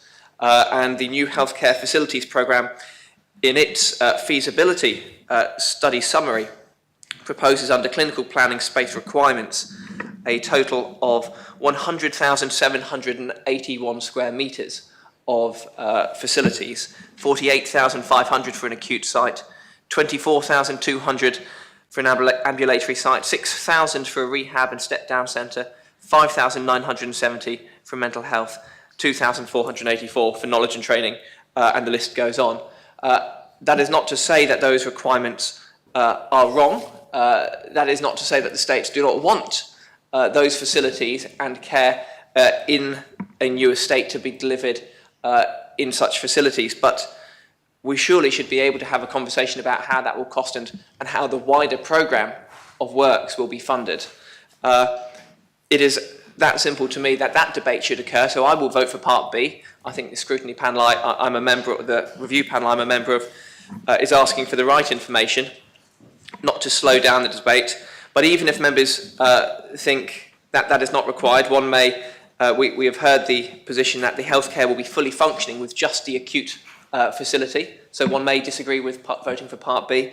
I see no reason why a debate to inform the Assembly, to inform the people of the island for their benefit, where this funding will go, how it will be funded, and actually to really focus on those cross-cutting impacts of funding a hospital will be drawn out far better within a separate debate. And I highlight to the main respondent, the Minister highlighted it is possible to change one's mind. I'll remind members there is still time, and I hope she does. So, can I ask you a question as Chair? Yes. So we have a rule in the Assembly that members can't bring back the same proposition until 6 months have passed since 3 months has passed. Do the timings work out here? And if the Assembly did resolve that it would have a standalone debate, would that pose problems for then essentially redebating it when it comes to the government plan debate?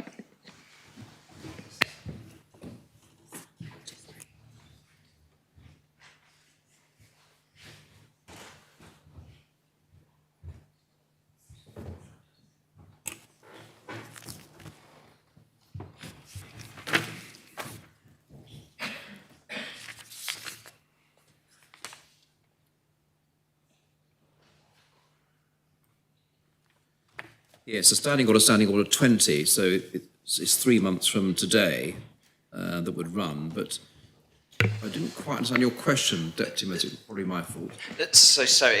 We're not talking about the debate that we're having now, we're talking about the debate that would arise if this proposition was adopted and a standalone proposition was debated, which presumably we wouldn't be able to debate until after the summer recess. And once the States has resolved on that proposition one way or another, would we then be forbidden for considering it again? And would that time period overlap with the government plan where we're due to consider it anyway? Yes, but you're not... this is only a proposition which deals with whether or not there will be a debate in due course, not the contents of that debate. We need to look at the future proposition and judge it against the terms of this proposition, but obviously this particular issue couldn't be debated again. But this is really asking the Council Minister to consider, to request them to bring alone a proposition in which the funding proposals will be debated. This isn't that debate. It's simply a debate about whether there should be a debate on those issues. So I don't see that Standing Order 20 would have effect unless a proposition of the same terms was brought in the autumn. I hope that answers your question. You would presume that the proposition would be on the same terms in that if the government is going to propose a funding mechanism for phase 1 and put that in a standalone proposition, you would presume that it would be exactly the same as what is intended to be in the government plan that would be debated soon after anyway. So the states would be debating the same funding plan twice in a space of time.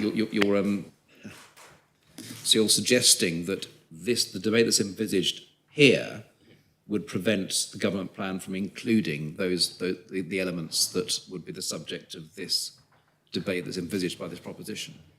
That's the point you're making, is it? That's what I'm asking, sir. It seems to me unclear. I mean, this proposition itself is obviously on whether we have a debate, but if we resolve that we will have that debate, we may be scheduled to have the same debate Yes. on the funding within a specified period of time, and I'm concerned whether standing orders would actually allow for that. Yes, you're saying it might affect the government plan. I follow.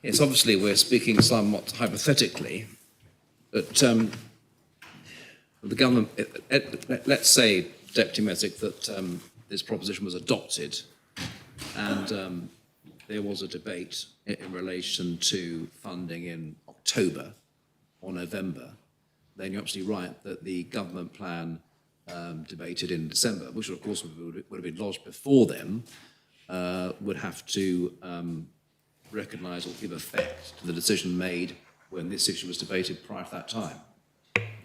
But of course, the government plan will presumably be lodged before the proposition. And it will be lodged before this is heard. That's absolutely right. Okay, so if this proposition is adopted and the proposition comes forward as this proposition asks to be brought forward, are we then, by our own rules, prevented from redebating it in the government plan? Because that would be the same debate happening twice. So, Insofar as it relates to, it's very difficult to judge in advance because we've not seen either the government plan or indeed the proposition that this proposition demands is lodged subsequently in relation to funding.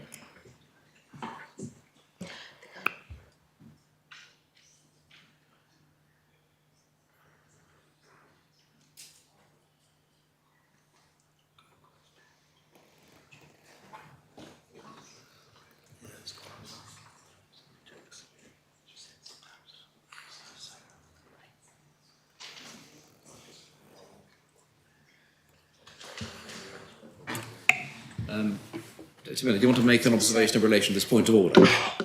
Yes, sir. For clarification, you mentioned the government plan debate in December. Yes. I believe we're currently working to a timescale of the government plan being lodged, hopefully by the end of next week, and then for debate towards the end of November rather than December. I think the previous government, we committed to bringing timings forward. So the debate we are scheduling, I believe, for the last week in November, if that helps or hinders at all. Yes. So well, I think you're right to raise the difficulty, or the potential difficulty, Deputy Mesic, but we don't have, of course, the draft government plan or indeed the terms of any proposition that this asks the Council of Ministers to lodge. Presumably the Council of Ministers would lodge a proposition in identical terms to the relevant section of the government plan. And but if there was a debate on that section of the, if there was a debate on the proposition that this proposition calls for, and for example, it was amended, and that debate took place 2 or 3 weeks before the government plan was debated in November, then that would be an issue for us to tackle at that point. I'm not sure I can predict exactly how it would be, but it's certainly a point that you're entitled to raise, and it's something to bear in mind when members consider this proposition. Yes, Sir. lots of microphones are on. Are there people asking to speak or contribute on this particular issue? This issue. sir. All right. Conotable St Saviour. I've asked. Conotable St Saviour. Thank you, sir. Notwithstanding, I fully agree with the comments made by Deputy Mezek, but understanding Order 80, if members thought it necessary, standing orders could be suspended.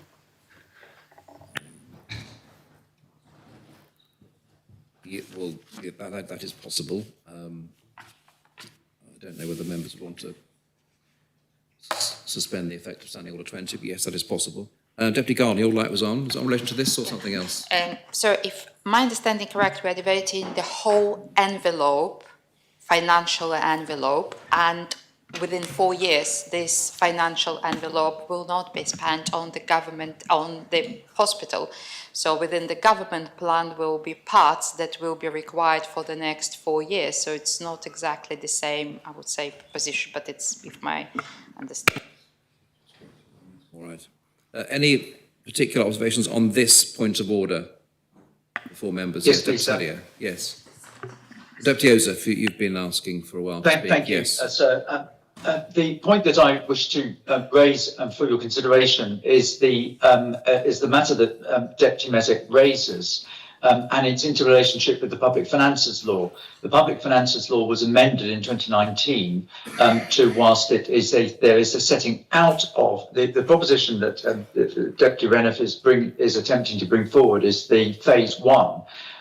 It is now no longer the case that mandatory government allocations are made except for the following year. So it doesn't seem to me what Deputy Reniff I think is trying to do is to try and get the overall direction of travel of the whole quantum.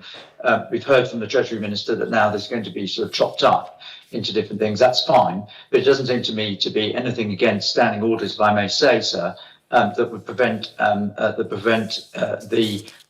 non-discussion and the non-allocation of funding for the next financial year.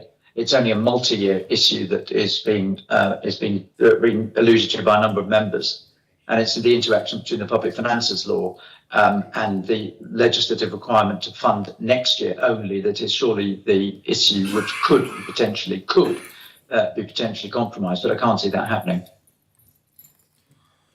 All right. Anyone else want any observations on this, Deputy Stevenson? Thank you, sir. Just to point out that I think last year in November, the 8th of November, the State Assembly did make a decision on a proposition from Deputy Steve Luce, the outcome of which was then incorporated to the government plan. So there is precedent for a decision carrying over within the 3-month period. Yes. All right. Who wants to speak next on this issue? This is obviously an issue a bridge will need to cross in due course if this issue arises. Anyone wants to speak on the proposition? Deputy Wilson.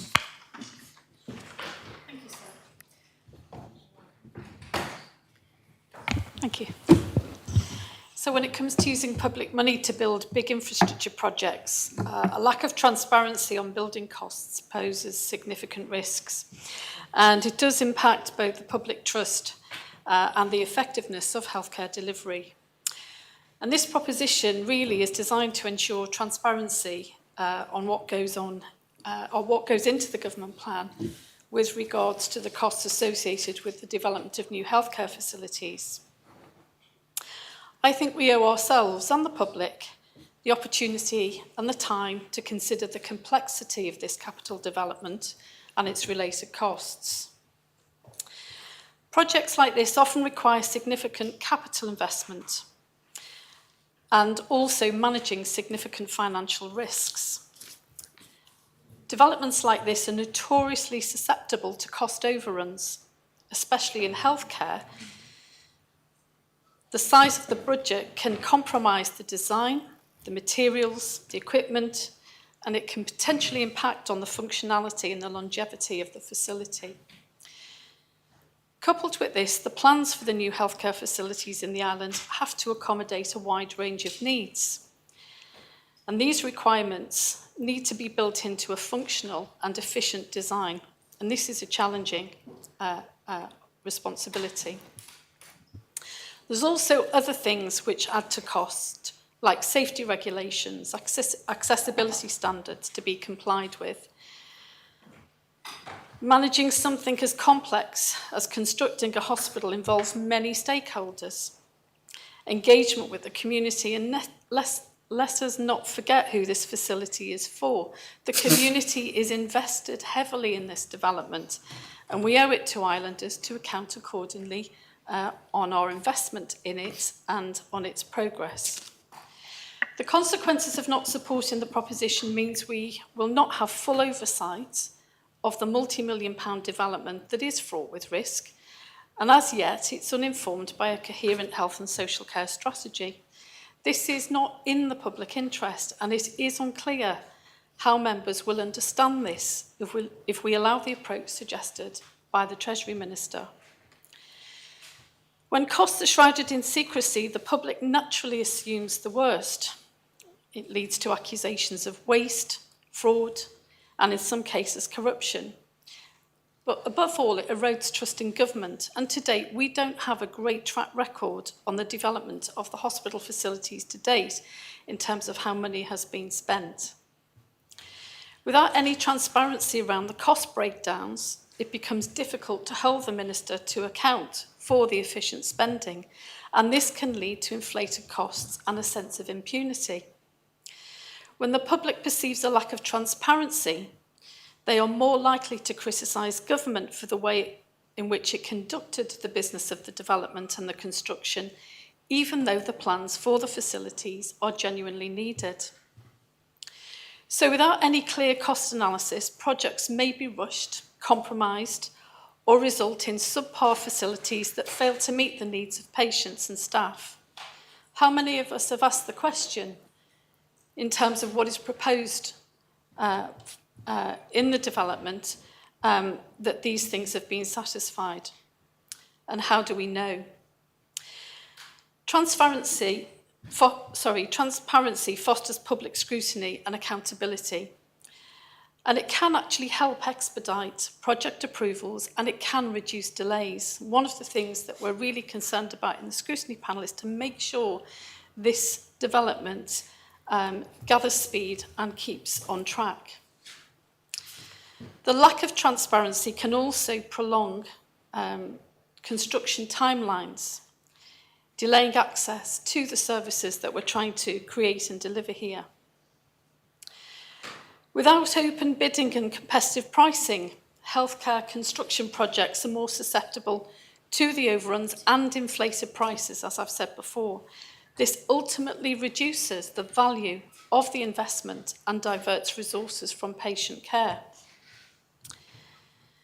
The lack of transparency can also invite legal challenges.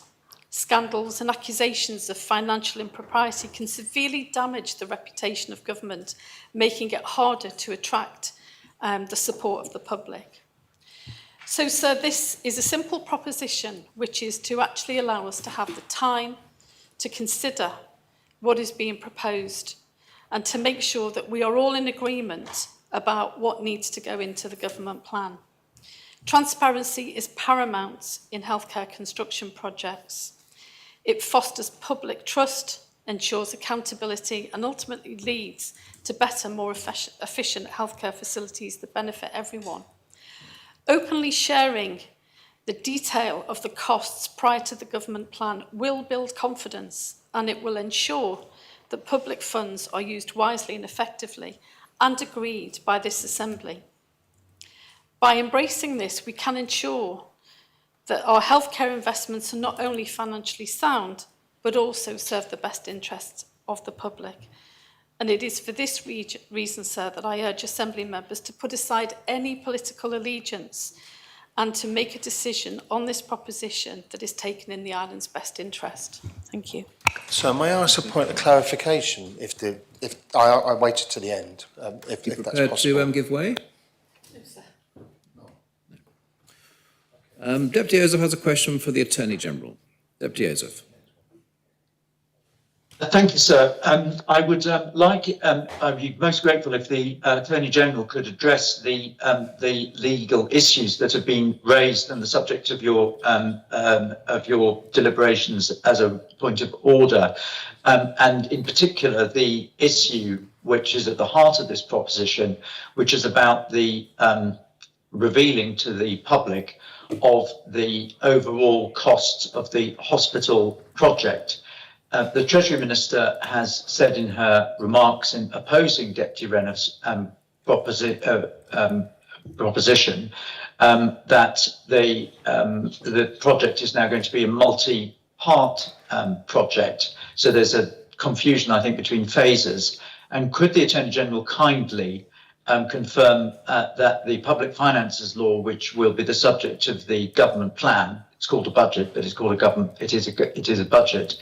Can only allocate 1 year allocations, whilst requiring an indicative further year numbers. They're not mandatory and they're not meaningful. And what I think the deputy is trying to do is not to set aside what the Public Finances Law says, but it's just a proposition which indicates the direction of travel and the budget that is likely to be needed to deal with all these phases. In other words, my question is could the Attorney General confirm that what is being asked here in this proposition does not collide or impair the Public Finances Law, which, in other words, the government plan, which is now just year to year?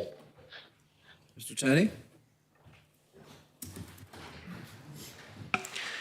So my immediate answer is that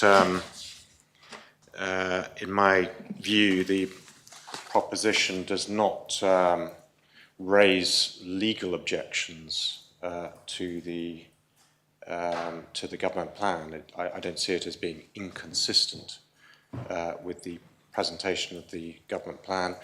That, of course, does not. I don't intend that comment to address the point of order that has been raised by Deputy Mezek, which is more of a matter of standing orders for the States Assembly. But in terms of legal principles, I don't see the proposition cutting across the requirements set out in the Public Finances Law for the lodging and debate of the government plan. I think that's addressed the thrust of the Deputy's question. That has done, sir, and I'm most grateful for the Attorney General's observations, which is exactly what I thought. Thank you, sir. Thank you. Deputy Balash. So I wouldn't normally do this, but I have to leave probably in about 10 minutes, and I wonder if Deputy Balash might give way so I could speak early, and I wouldn't normally do that. I don't know how many other members there are to speak. Thank you, Deputy Balash. Thank you very much. Yes. Thank you, thank the Deputy for the courtesy. Coming into this debate, I genuinely hadn't made up my mind. I was quite content to support Part B. I'll get around to that in a moment.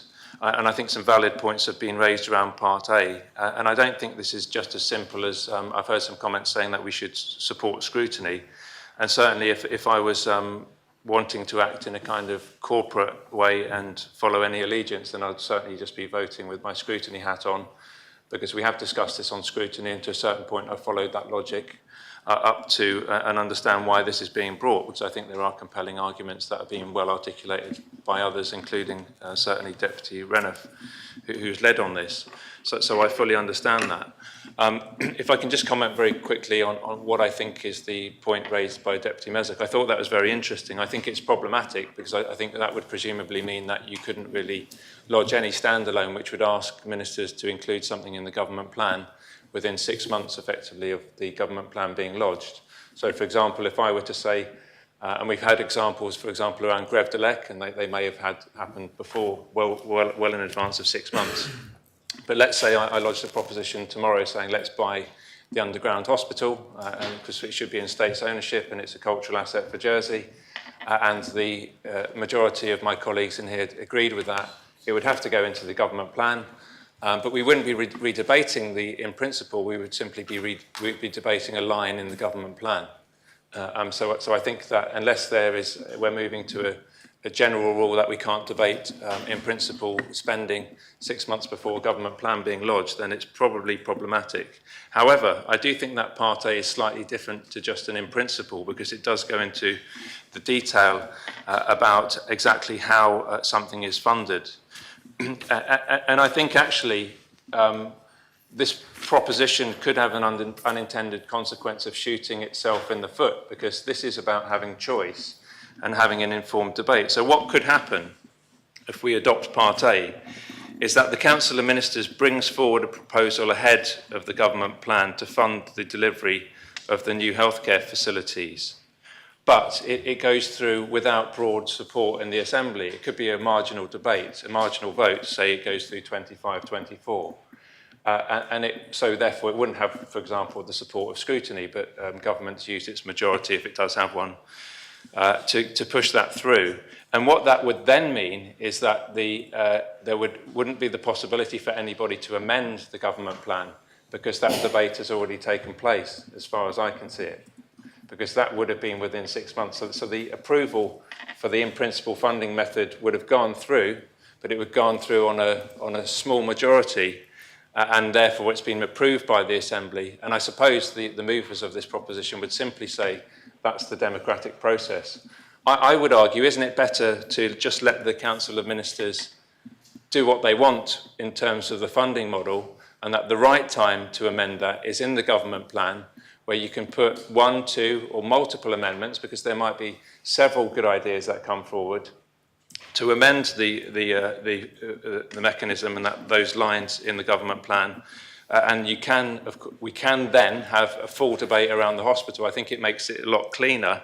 And I think the risk of duplication, irrespective of whether it's in order or not in order, is then avoided, because we just have one debate on the hospital funding, and it seems more efficient to be able to do that. So my inclination, and I do give my apologies, I may well not be here for the vote on this, would be to probably err to the side of not supporting Part A, because I would prefer to have an unimpeded run at the government plan, where even I could put an amendment in if I wanted to, or a group could put an amendment in. But I think Part B, my gut instinct is that it's quite sensible that approval for the funding of the new healthcare is sought, and that the indicative costs for future phases should be put on the table. I think that's the reasonable balance here. I think it's absolutely correct that we know what kind of sums we're dealing with, and I think that's what the public wants. So I think that gives the right balance in terms of where we should be putting our priorities, and I think it actually ensures the ability for scrutiny to do its job later if it wants to, by doing it in the context of the government plan. Thank you, Deputy. Deputy Balash.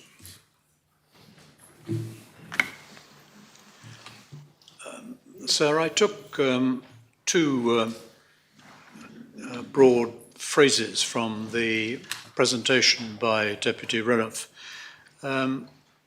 The first was that we must aspire to transparency, and I'm absolutely sure that every member of the Assembly would agree with that, and that we expect the government to be entirely transparent in relation to the funding of the hospital facilities. The second thing that I took from Deputy Renouf was that there was no intention to delay the process. And I'm sure that that is correct. I'm sure that there is indeed no such intention. But it seems to me that the likelihood of delay is quite high. Any member has had the opportunity to bring the hospital project as developed by the Minister for Health in his capacity of Minister for Infrastructure before the Assembly, but no one has done so. It seems to me that there is a general acceptance in the Assembly that we are moving along the right path. A separate proposition on funding proposals opens up myriad opportunities for undermining or derailing the plans for a new hospital at Overdale. And I don't think, sir, that that prospect should be encouraged. Getting on with this project has become critical in importance, not just for the reputation of this Assembly, but indeed for the reputation of the island. It is absolutely essential that many thousands of spades should be in the ground before the next election. Of course, funding must be scrutinised and, if necessary, challenged. But the government plan, and here I say I agree with very much of what Deputy Tedier has just said, the government plan provides ample opportunities for doing that by way of amendment, questioning, and indeed by general scrutiny. If this proposition had been brought 4 or 5 months ago, it seems to me it might have had more prospect of success. But as it is, it's going to butt up against the government plan. It's going to confuse the government plan, and it, as I say, creates myriad opportunities for delaying the hospital project. I don't think, sir, that this proposition should be supported. Thank you, Deputy. Does any other member wish to speak on this proposition? Deputy Binet. Tom Binet. I fear that Deputy Tadjer and Deputy Bonner's speeches have virtually rendered everything I have to say not irrelevant, but I think they certainly articulated it better than I probably will. Anyway, I don't intend to speak for very long because those two gentlemen and the Treasury Minister have already set out some very clear reasons why this proposition should be rejected, sir, and not least of which is the fact that there'll be nothing opaque whatsoever about the information that's presented. As we all know, sir, little, if anything, has changed over the past 12 months in relation to this project. The overall three-site approach is the same. The generally intended uses of each site are the same. The timings of the entire acute section of the project remains unchanged, and perhaps most importantly, the budget is still the same. And for any member of the Assembly that claims that they're not informed about this, that really isn't the fault of the new hospital facilities team, because there's an enormous amount of information in the public domain. And so this overall picture was thoroughly endorsed by the previous government, and following a very comprehensive consultation process, most members of the public, sir, just want us to get on with it. So with that in mind, I'll move to Part B of the proposition, which gives me particular cause for concern. And it should be of particular concern to other members too, given the public opinion that I've just mentioned. Because here, the review panel are asking for the new hospital facilities team to provide the indicative costs associated with future phases of the new healthcare facilities programme before any debate takes place. And this, if approved, would be calamitous. For far too many years, the new hospital, in its many proposed guises, has been dominating the headlines. It was still dominating them 2 years ago when this most recent direction was discussed and finally approved. Now, of course, it barely gets a mention. And that's because the public seem to like what is being proposed. They seem to accept the figures that have been produced. And as previously mentioned, they now just want us to get on with it. In the proposition, the report asserts the following, that it does not anticipate that this proposition will create financial and staffing implications. Well, I'm afraid, sir, that simply isn't true, and it cannot be true given the underlying facts.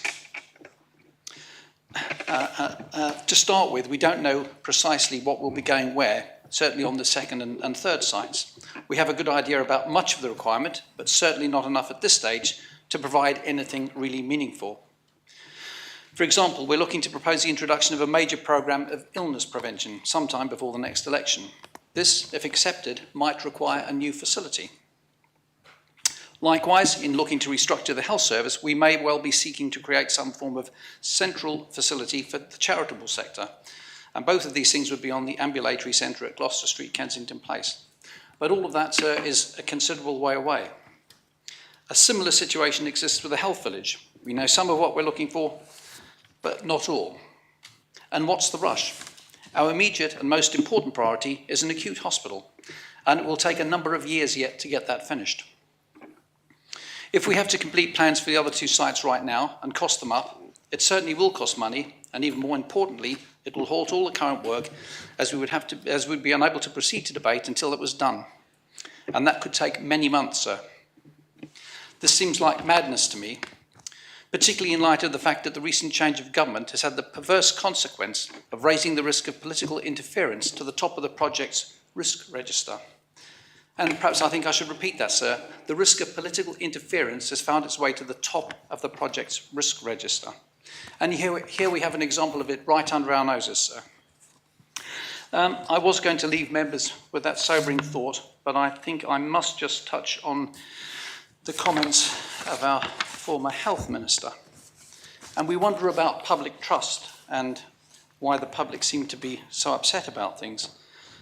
But when we have comments that imply that things aren't right, that's perhaps not surprising, and I'm going to touch on some of them.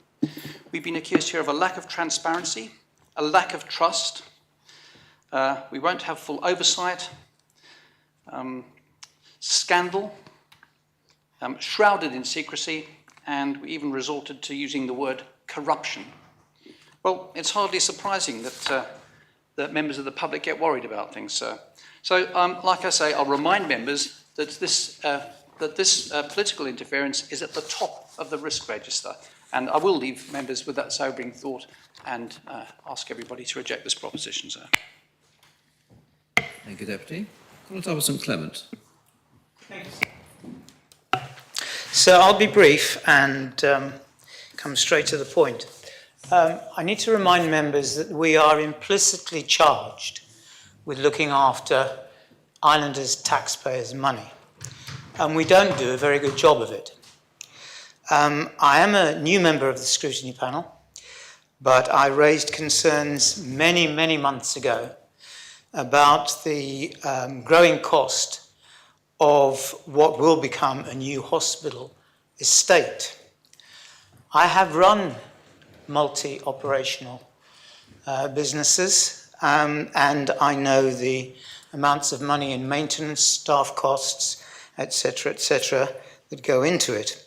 The states of Jersey aren't very good at that. We have failings in infrastructure. We have failings in our estate because we don't maintain them properly.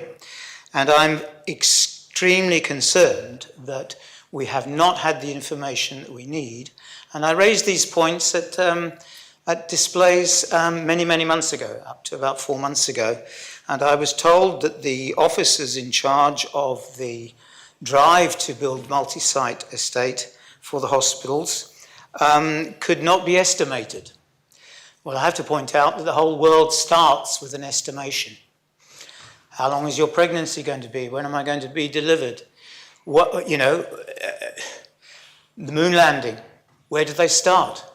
They started with an estimate. How far is it? How much fuel do we need? We don't know. Let's look into it further. We don't have that information. And I think it's poor that our public don't know that this is not just an investment in the hospital up at Overdale. This is investment for the next 10 to 15 years, which will have severe implications on the funding for hospitals, education, infrastructure, and the whole gamut of what we are supposed to do. And as I say, I don't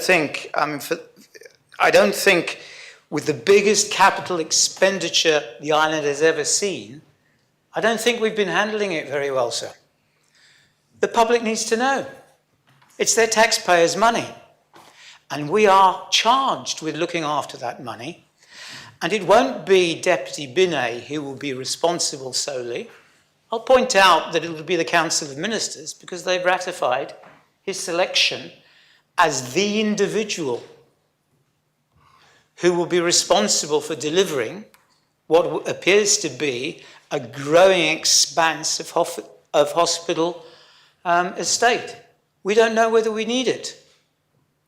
We surely need to know how much it's going to cost. We know more or less how much the hospital at Overdale is going to cost, but we can estimate, based on the square footage of the Overdale Hospital and into the future, as every business does the worldwide, how much it might cost in 5-10 years' time to build X, Y, and Z. You can never be 100% accurate. If you get to 80%, 90%, you're on a winner. And these things can be adjusted. The Our Hospital site could have been adjusted, but it would only take up one site. We're giving up St Saviour's to a new hospital development. It could be family affordable housing. We're giving up plots of land. We're buying up new plots of land. We don't know what they're going to be used for. We don't know enough. And it is our responsibility as a collective, the States Assembly, that the public will look back to in 10 years' time and say it was them. They're not going to blame Deputy Binet solely. They're going to not blame the Council of Ministers who've endorsed the situation. They're going to say, we've got less money now for infrastructure, housing, education, etc., etc. Why? Because the hospital project ran away with our money. And so I do think, sir, that the clearest transparency of costs now and in the future is critical. And the greatest financial scrutiny is needed by the honest population. And nothing else will do. I'll leave it at that, sir. Thank you. Deputy Gardner. Thank you, sir. And I'm pleased to follow previous speaker because I believe we're all responsible for spending public money. My speech will be 2 quotes and small summary. One quote, and I found comments from the hospital review panel to the government plan 2023, the previous government plan, that currently are members of the government. And the comment is follow. It's also important that states members are able to make informed decisions based on the best and most accurate information available at the time. As expressed in the report, the panel remains concerned by the lack of information available to the states members about the overall cost of the full program. Again, the panel was really concerned that the states members were not aware about the overall cost, in distinct from what has been contained in the government plan on which based their decision-making. It is this concern which led it to make a recommendation which asked government to reconsider its position on the information which it has provided to date and provide a cost range for the entire project with necessary caveats ahead of the debate of the government plan 24-27 in December. It was very clear message from the scrutiny last year that this is what needs to be provided to the states to make sure that we are making informed decision. Now, I'm going to do CNG. I'm not sure how many members had chance because there were lots of CNG report, Controller and Auditor General, and I will only pick up 2 quotes from one major and strategic project, including capital projects. CNG, in opening of this report, wrote, major project of investment and transformation can be high profile, complicated, fast-paced, and undertaken in an environment with some degree of uncertainty. For publicly funded bodies, stakeholders, including the taxpayers, are increasingly focused on the extent to which major and strategic projects, including capital, demonstrates transparency and clear accountability, including proactive public communication. Do we have clear how much this project would cost, approximately, overall, what's financial projections. If any member of this assembly can honestly answer to the member of the public, how much are we planning to spend on phase 1 and in total? If anyone in this assembly has this answer, because I don't, we probably can reject the proposition because we know. But if members don't have understanding of the financial envelope, I believe it is important that we would know. And another point for the health minister. Health minister, when back in March, I think it was presented before, like a day before it was published in the newspapers. I remember in the briefing at the parade, when most of us were there, I have asked question, would we see the proposition? And the answer was yes. Would we see the outline business case? Would we see full business case? Yes. So I'm not sure what's happened since March, but something definitely happened. And I do believe that it's our duty as states members, as this assembly, to ensure that the taxpayers' money is spent right. Thank you, Deputy. Deputy Scott. Thank you, sir. So, we, the States Assembly, are responsible for delivering hospital facilities. And just listening to the speeches, I'm concerned that there seems to be a general misplaced understanding of quite how hospitals evolve and work, because they evolve, they really do, along with technological developments and medical developments. And there seems to be some sort of latent demand, and I very much respect the Constable St Clement with his business background, generally thinking that you have a project and you should be able to roughly estimate what that should be. But I pose the question for the Assembly, would you be asking the Minister for Education what would be the total cost for delivering education over the next 5 years to everyone? There comes a point when you really have to say, this is a bit different from managing a business project. What's really concerning me here is that it's already been said that political interference is the greatest risk. And I come back to this when we talk about the reputation of this island, of this States Assembly, in terms of delivering a hospital. And what I also heard was, even now, a proposal for redesigning an actual proposal that was initiated at the time of the previous Council of Ministers, which has been continued along those lines. And it's like, oh, maybe we should have another look at that. No, please. Let's listen to the clinicians who want us to get on with this. Let's accept that we have government processes where budgets are looked at, where priorities are looked at. And no, we cannot actually say, we cannot add every single penny and say, when we actually deliver all these health care facilities, they are going to cost this sum, because it cannot be done. And that was the whole point of the original change or proposal. That was what the Minister for Treasury explained, tried to explain, that in terms of the funding envelope and the way things had actually developed and changed, it just could not be done. And I believe that the Chief Minister, having explored the possibilities in a previous, in his previous role as a backbencher of the previous former council ministers, came to accept that. And with good reason, and not because of some sort of political compromise, because eventually he realised what it takes to deliver a hospital. And it takes a certain acceptance that it has to be delivered in a certain way. It takes a certain acceptance that you can produce paralysis by analysis.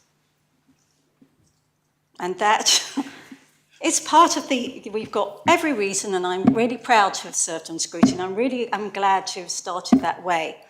But there comes a point when you just have to say, okay, now there's going to be a budget, there's going to be an outlined business case for this, and we will look at it at scrutiny. It's not an opportunity to just start reopening everything, or shouldn't be, particularly when at least I'm very much committed to doing what I can to get this hospital delivered. I'm the person who had to go to a local group of old age pensioners, and one of the first questions they asked me is, are we going to have a hospital in this term?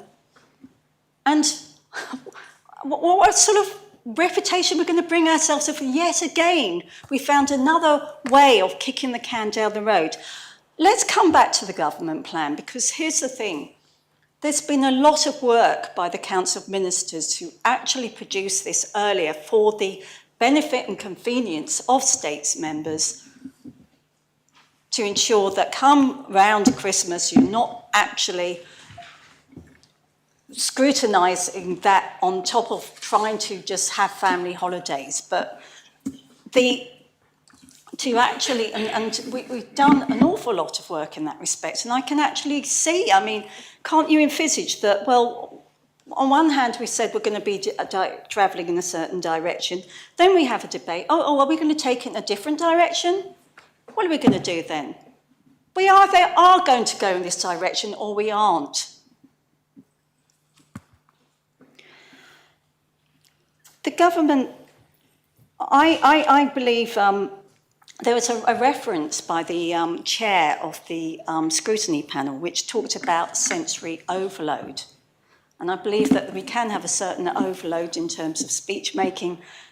There also has been something identified within government itself when it comes to the public, when it comes to clinicians, of something that we call hospital fatigue. We have done this to death, seriously. So I'm not going to support this proposition, not just because I'm a member of this Council of Ministers, but because I can see every reason why we should be rejecting it, why we should be saying the government plan gives an opportunity to look at that phase. Sorry, the word phases, does anybody quite get that? That we are actually looking at the phase where we deliver an acute hospital. Maybe there'll be other phases and sure there will be phases where we'll be delivering different things in accordance with different priorities, and actually having to look a bit closer at what can be done in the circumstances whilst technology keeps evolving, whilst medicine keeps evolving, whilst our public finances keep evolving. But at least we can always say we did have the public's interest in mind to actually get things done rather than carry on kicking the can down the road. Thank you, sir. Sir, before you ask the next speaker, could I apologise to the Assembly, but I have to leave in a few minutes to attend a medical appointment. I didn't announce it earlier because I wasn't sure how long this sitting would last this morning. Thank you. Deputy Mezek. Thank you, sir. The Health Minister said in his speech that political interference had reached the top of the risk register. And I have to say, I don't know whether I ought to be relieved or insulted that it wasn't already up there from my time leading the opposition in this Assembly, sir. But in fact, of course, it shouldn't have been from those days, because our position wasn't one seeking to derail the project, but instead to scrutinise it and provide constructive challenge where possible. And for what it's worth, I think that's the same with the current opposition and current hospital panel as well. The fact of the matter, as many other members have said, is that we just need to get on with delivering the healthcare facilities for the people of Jersey. And for members who have had different positions in the past on what that exactly looks like, there's had to be some give and take on it. And we haven't gone on this journey in even close to the manner in which I would have preferred it to have gone on. Bearing in mind I've been in politics now for 10 years, and the amount of resets and throwing work in the bin and starting over again that there's been in that time has been pretty appalling, and an indictment of the failings of our political system, which is why, with where we are now, we have to make the best of it. I have to say that I think that if we're talking about the place for standalone propositions in this journey to deliver the appropriate healthcare facilities to the island, I think it was a mistake of the previous government for not early on in its term bringing a standalone proposition on their plans for new healthcare facilities to get a clear verdict from this assembly for what that way forward would look like. And had that moment happened and that verdict's been given, those who would have voted against it for perfectly democratic political reasons, it not being aligned with their manifestos, etc., would have been forced in that moment to reconcile themselves of having lost on their preferred way forward and the Assembly establishing its preferred way forward, and therefore having to get behind it and make the best of it as possible. And of course, at some points within that timeline may have been sensible moments to have a standalone debate on the funding for whatever phase of the healthcare facilities programme we're in at that point. I raised a question with you earlier, sir, because I had my doubts with Part A about whether the sequencing is right in this. Had we had a debate earlier on in this term of office about funding proposals, it may well have been a good thing to do.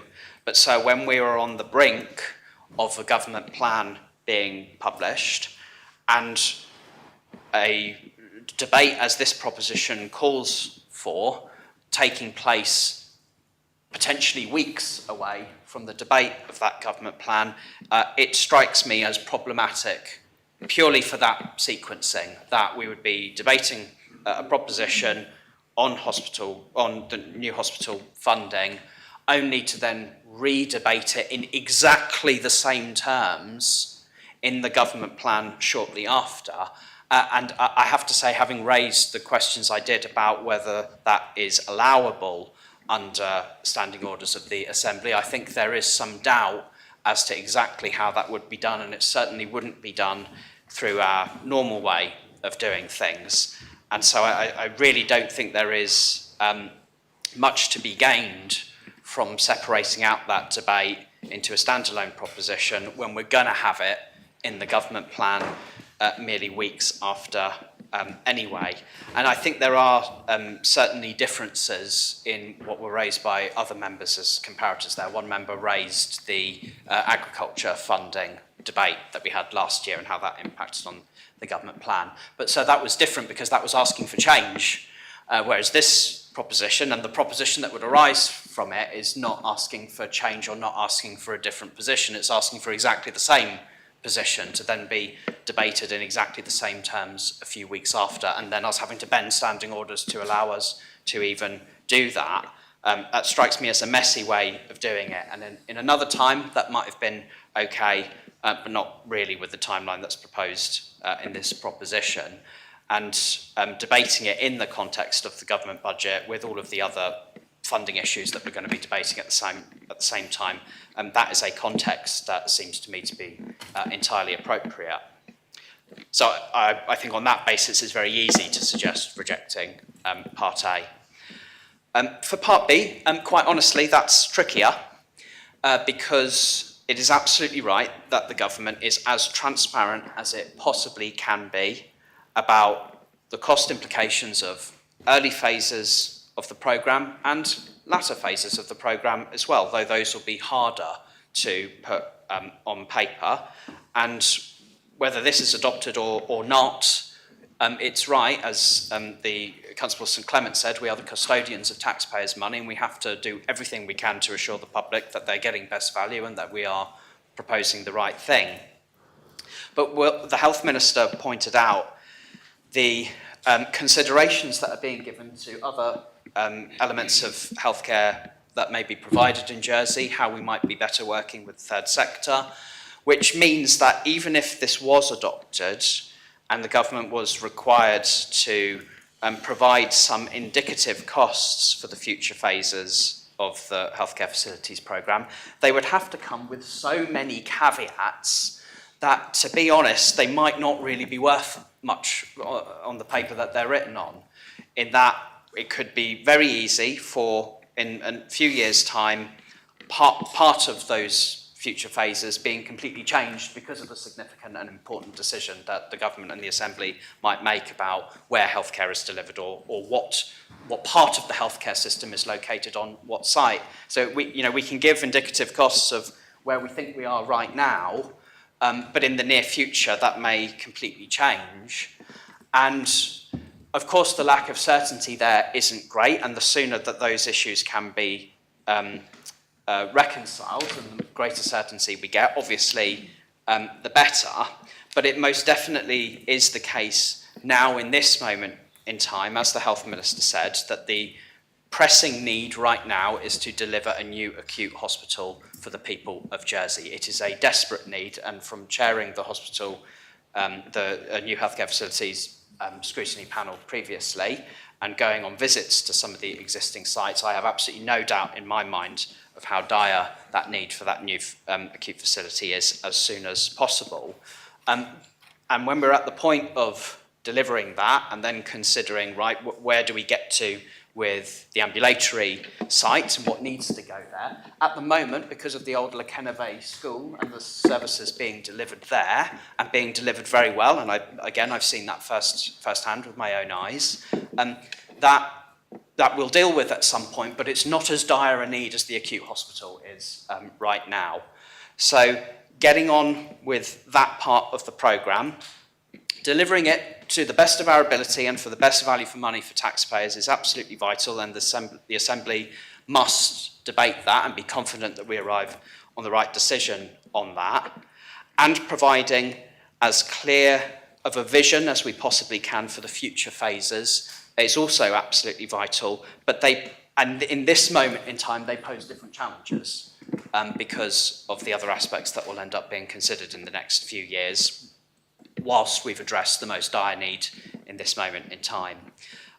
So on that basis, I think the proposition can be opposed, and we're going to be back here for the government plan debate, having that debate anyway, so the public won't have lost out on any scrutiny. In fact, you might even argue that having the debate on the funding proposals in the context of the government plan rather than a few weeks earlier actually means we've got more time to scrutinise it, both as the panel and as independent states members as well. So I think whilst there might have been a time and place for this kind of thing in the last 2 years, where we are now and the way that this would be sequenced over the next few months and the challenges that poses with standing orders and our limitations on redebating items in the Assembly, I would urge members to oppose the proposition. Thank you, Deputy. Deputy Ozef. Thank you, sir. Members of the states have broad responsibilities, but two overwhelming duties would suggest. One is to hold the government to account through scrutiny, which is the purpose of this proposition, scrutinising, asking for a debate, and ensuring ultimately by that process that the members of the states have confidence in the government. The second point is to approve legislation which includes an annual budget.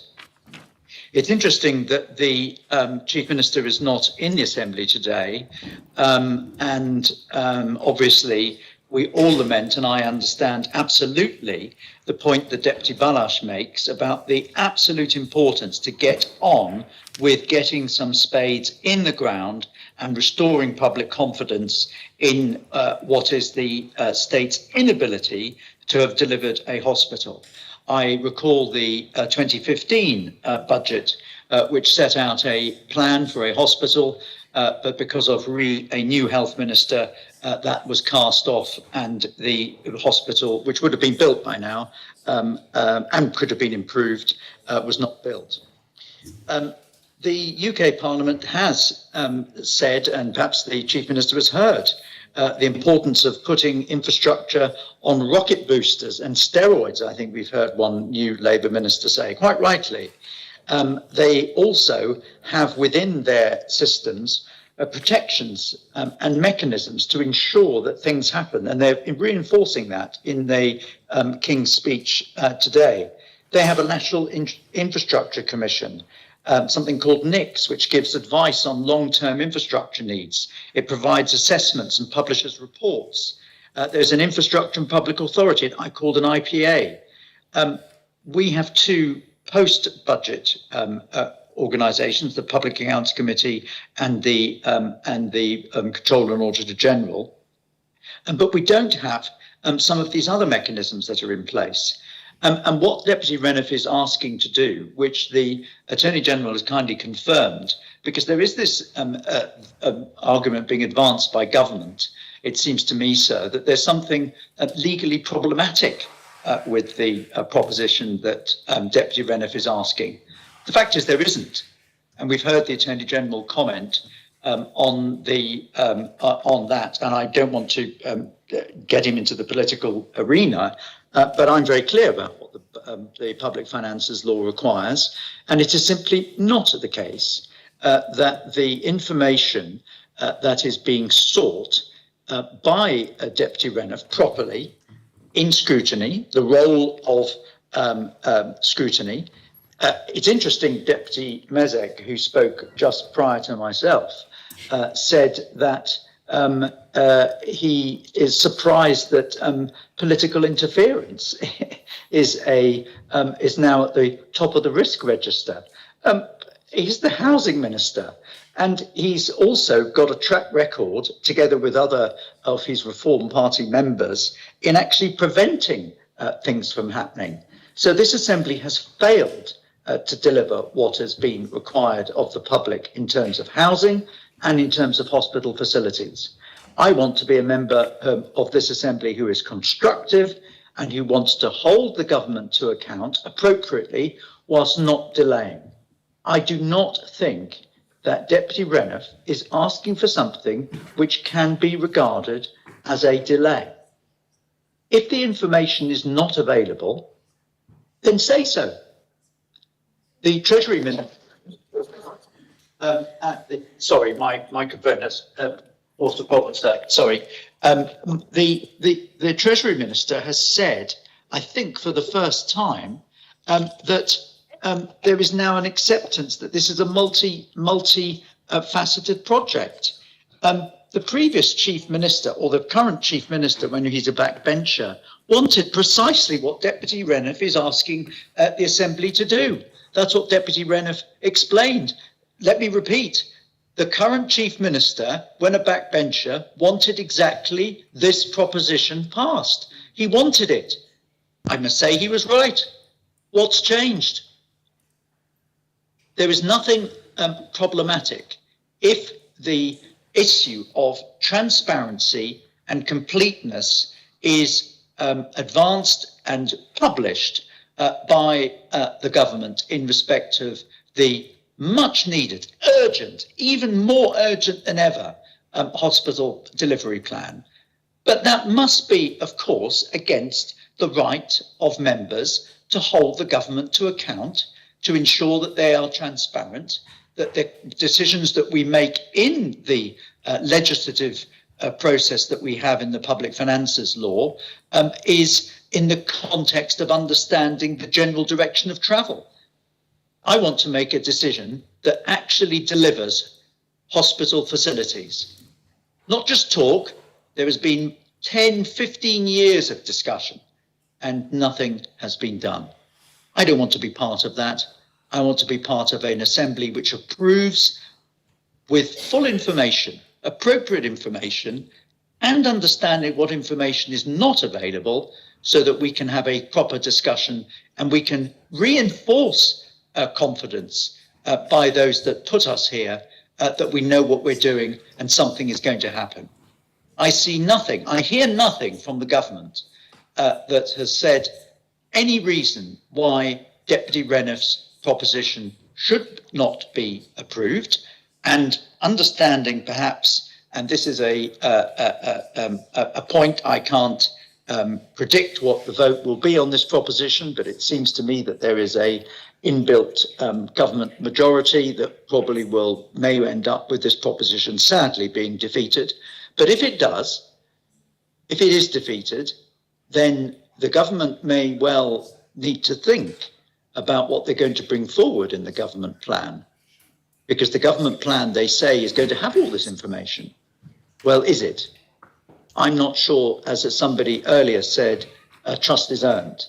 And the government can improve the trust in the current government. They can improve the confidence in this government by saying yes to Deputy Renner's proposition, which it's not prescriptive.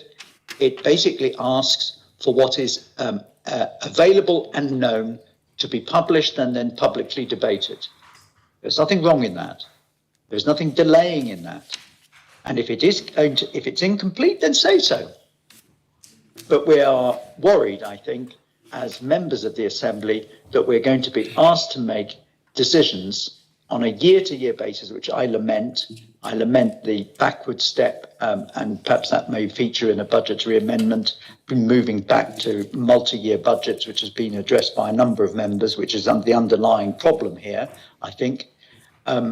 We must make decisions on our oath of office, which is to hold the government to account, to assist the government in decision making, and to approve legislation of which the budget is fundamental. Now called, it's been relabeled, called a government plan. It's called a budget. It's a legislative budget which gives an allocation of monies. We must make that in an informed way, and that's what Deputy Reniff is asking. And I really ask members of the government and those members who support the government, really whether or not they really believe the arguments that have been advanced by the government that this is somehow a problem and this is going to delay. If they're going to start spending money, then we need to understand the full concept. Then we need to understand and be explained, and they'll get approval for effectively what they want to do in their phased approach. What is the worry is that we've been making decisions with a concealed, known about, I'm not saying that's an intentional concealment. I want actually the concealment to be open, for us to be actually told what is the direction of travel for the whole of the hospital facilities. The previous facilities were with this grand big hospital that was going to be a single amount of money. It was going to happen and it was going to solve all our problems. We now know that to be a misspoken. We know that to be false. We're now maybe dealing with a more realistic proposition, but we need the information. And I urge members to support Deputy Renner's proposition. I certainly will be. And if it is not supported, then the government's going to have an awful lot of work to do in its government plan. I think it assists the government, not it hinders it. Thank you, sir. So may I ask a quick question of clarification from that speech? It was partly just because of sound. Are you prepared to clarify something, Deputy Joseph? I'm always happy to clarify, sir. Yes, Deputy. Thank you, Deputy, for doing that. It's very good of him. He mentioned that previously there was a proposition that did the same thing. I think it was implying from Deputy Farnham. I got very confused. Was he referring to P109 as the previous proposition? Because I was just having a look in terms of the proposition that did the same thing as what's been suggested here. I just want to check with the Deputy so that I can refer to what he was saying, because it's a very interesting idea. Thank you, sir. Yes, Deputy. Can you clarify that? I haven't got all my numbers of all the propositions. There are so many of them, sir.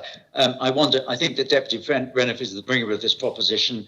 He has seized upon the scrutiny detail of it, and he will be able to better answer that. And if I can find exactly which matters that the Deputy Farnham was brought forward, then I will find them. But I can't give the Deputy, sadly, the Pacific's proposition. But I know that there's been observations made. Other members may be able to assist. And Deputy Reniff certainly needs summing up, will be able to answer that. Deputy Howell. Thank you, sir. I'd just like to say that all the information in the government plan will be exactly the same as it would be if the project was debated separately. The levels of transparency will be identical. The outline business case will be in the government plan. If we delay, we are likely to lose the confidence of major contractors who are currently talking with the project team. We have delayed 12 years already. There have been regular briefings for all states members, and it has all been made very clear to us the costings and what will be included in the acute hospital. I want to be part of a states assembly that delivers. The plans have been drawn up. We have to get on with this project. There's no point dilly-dallying.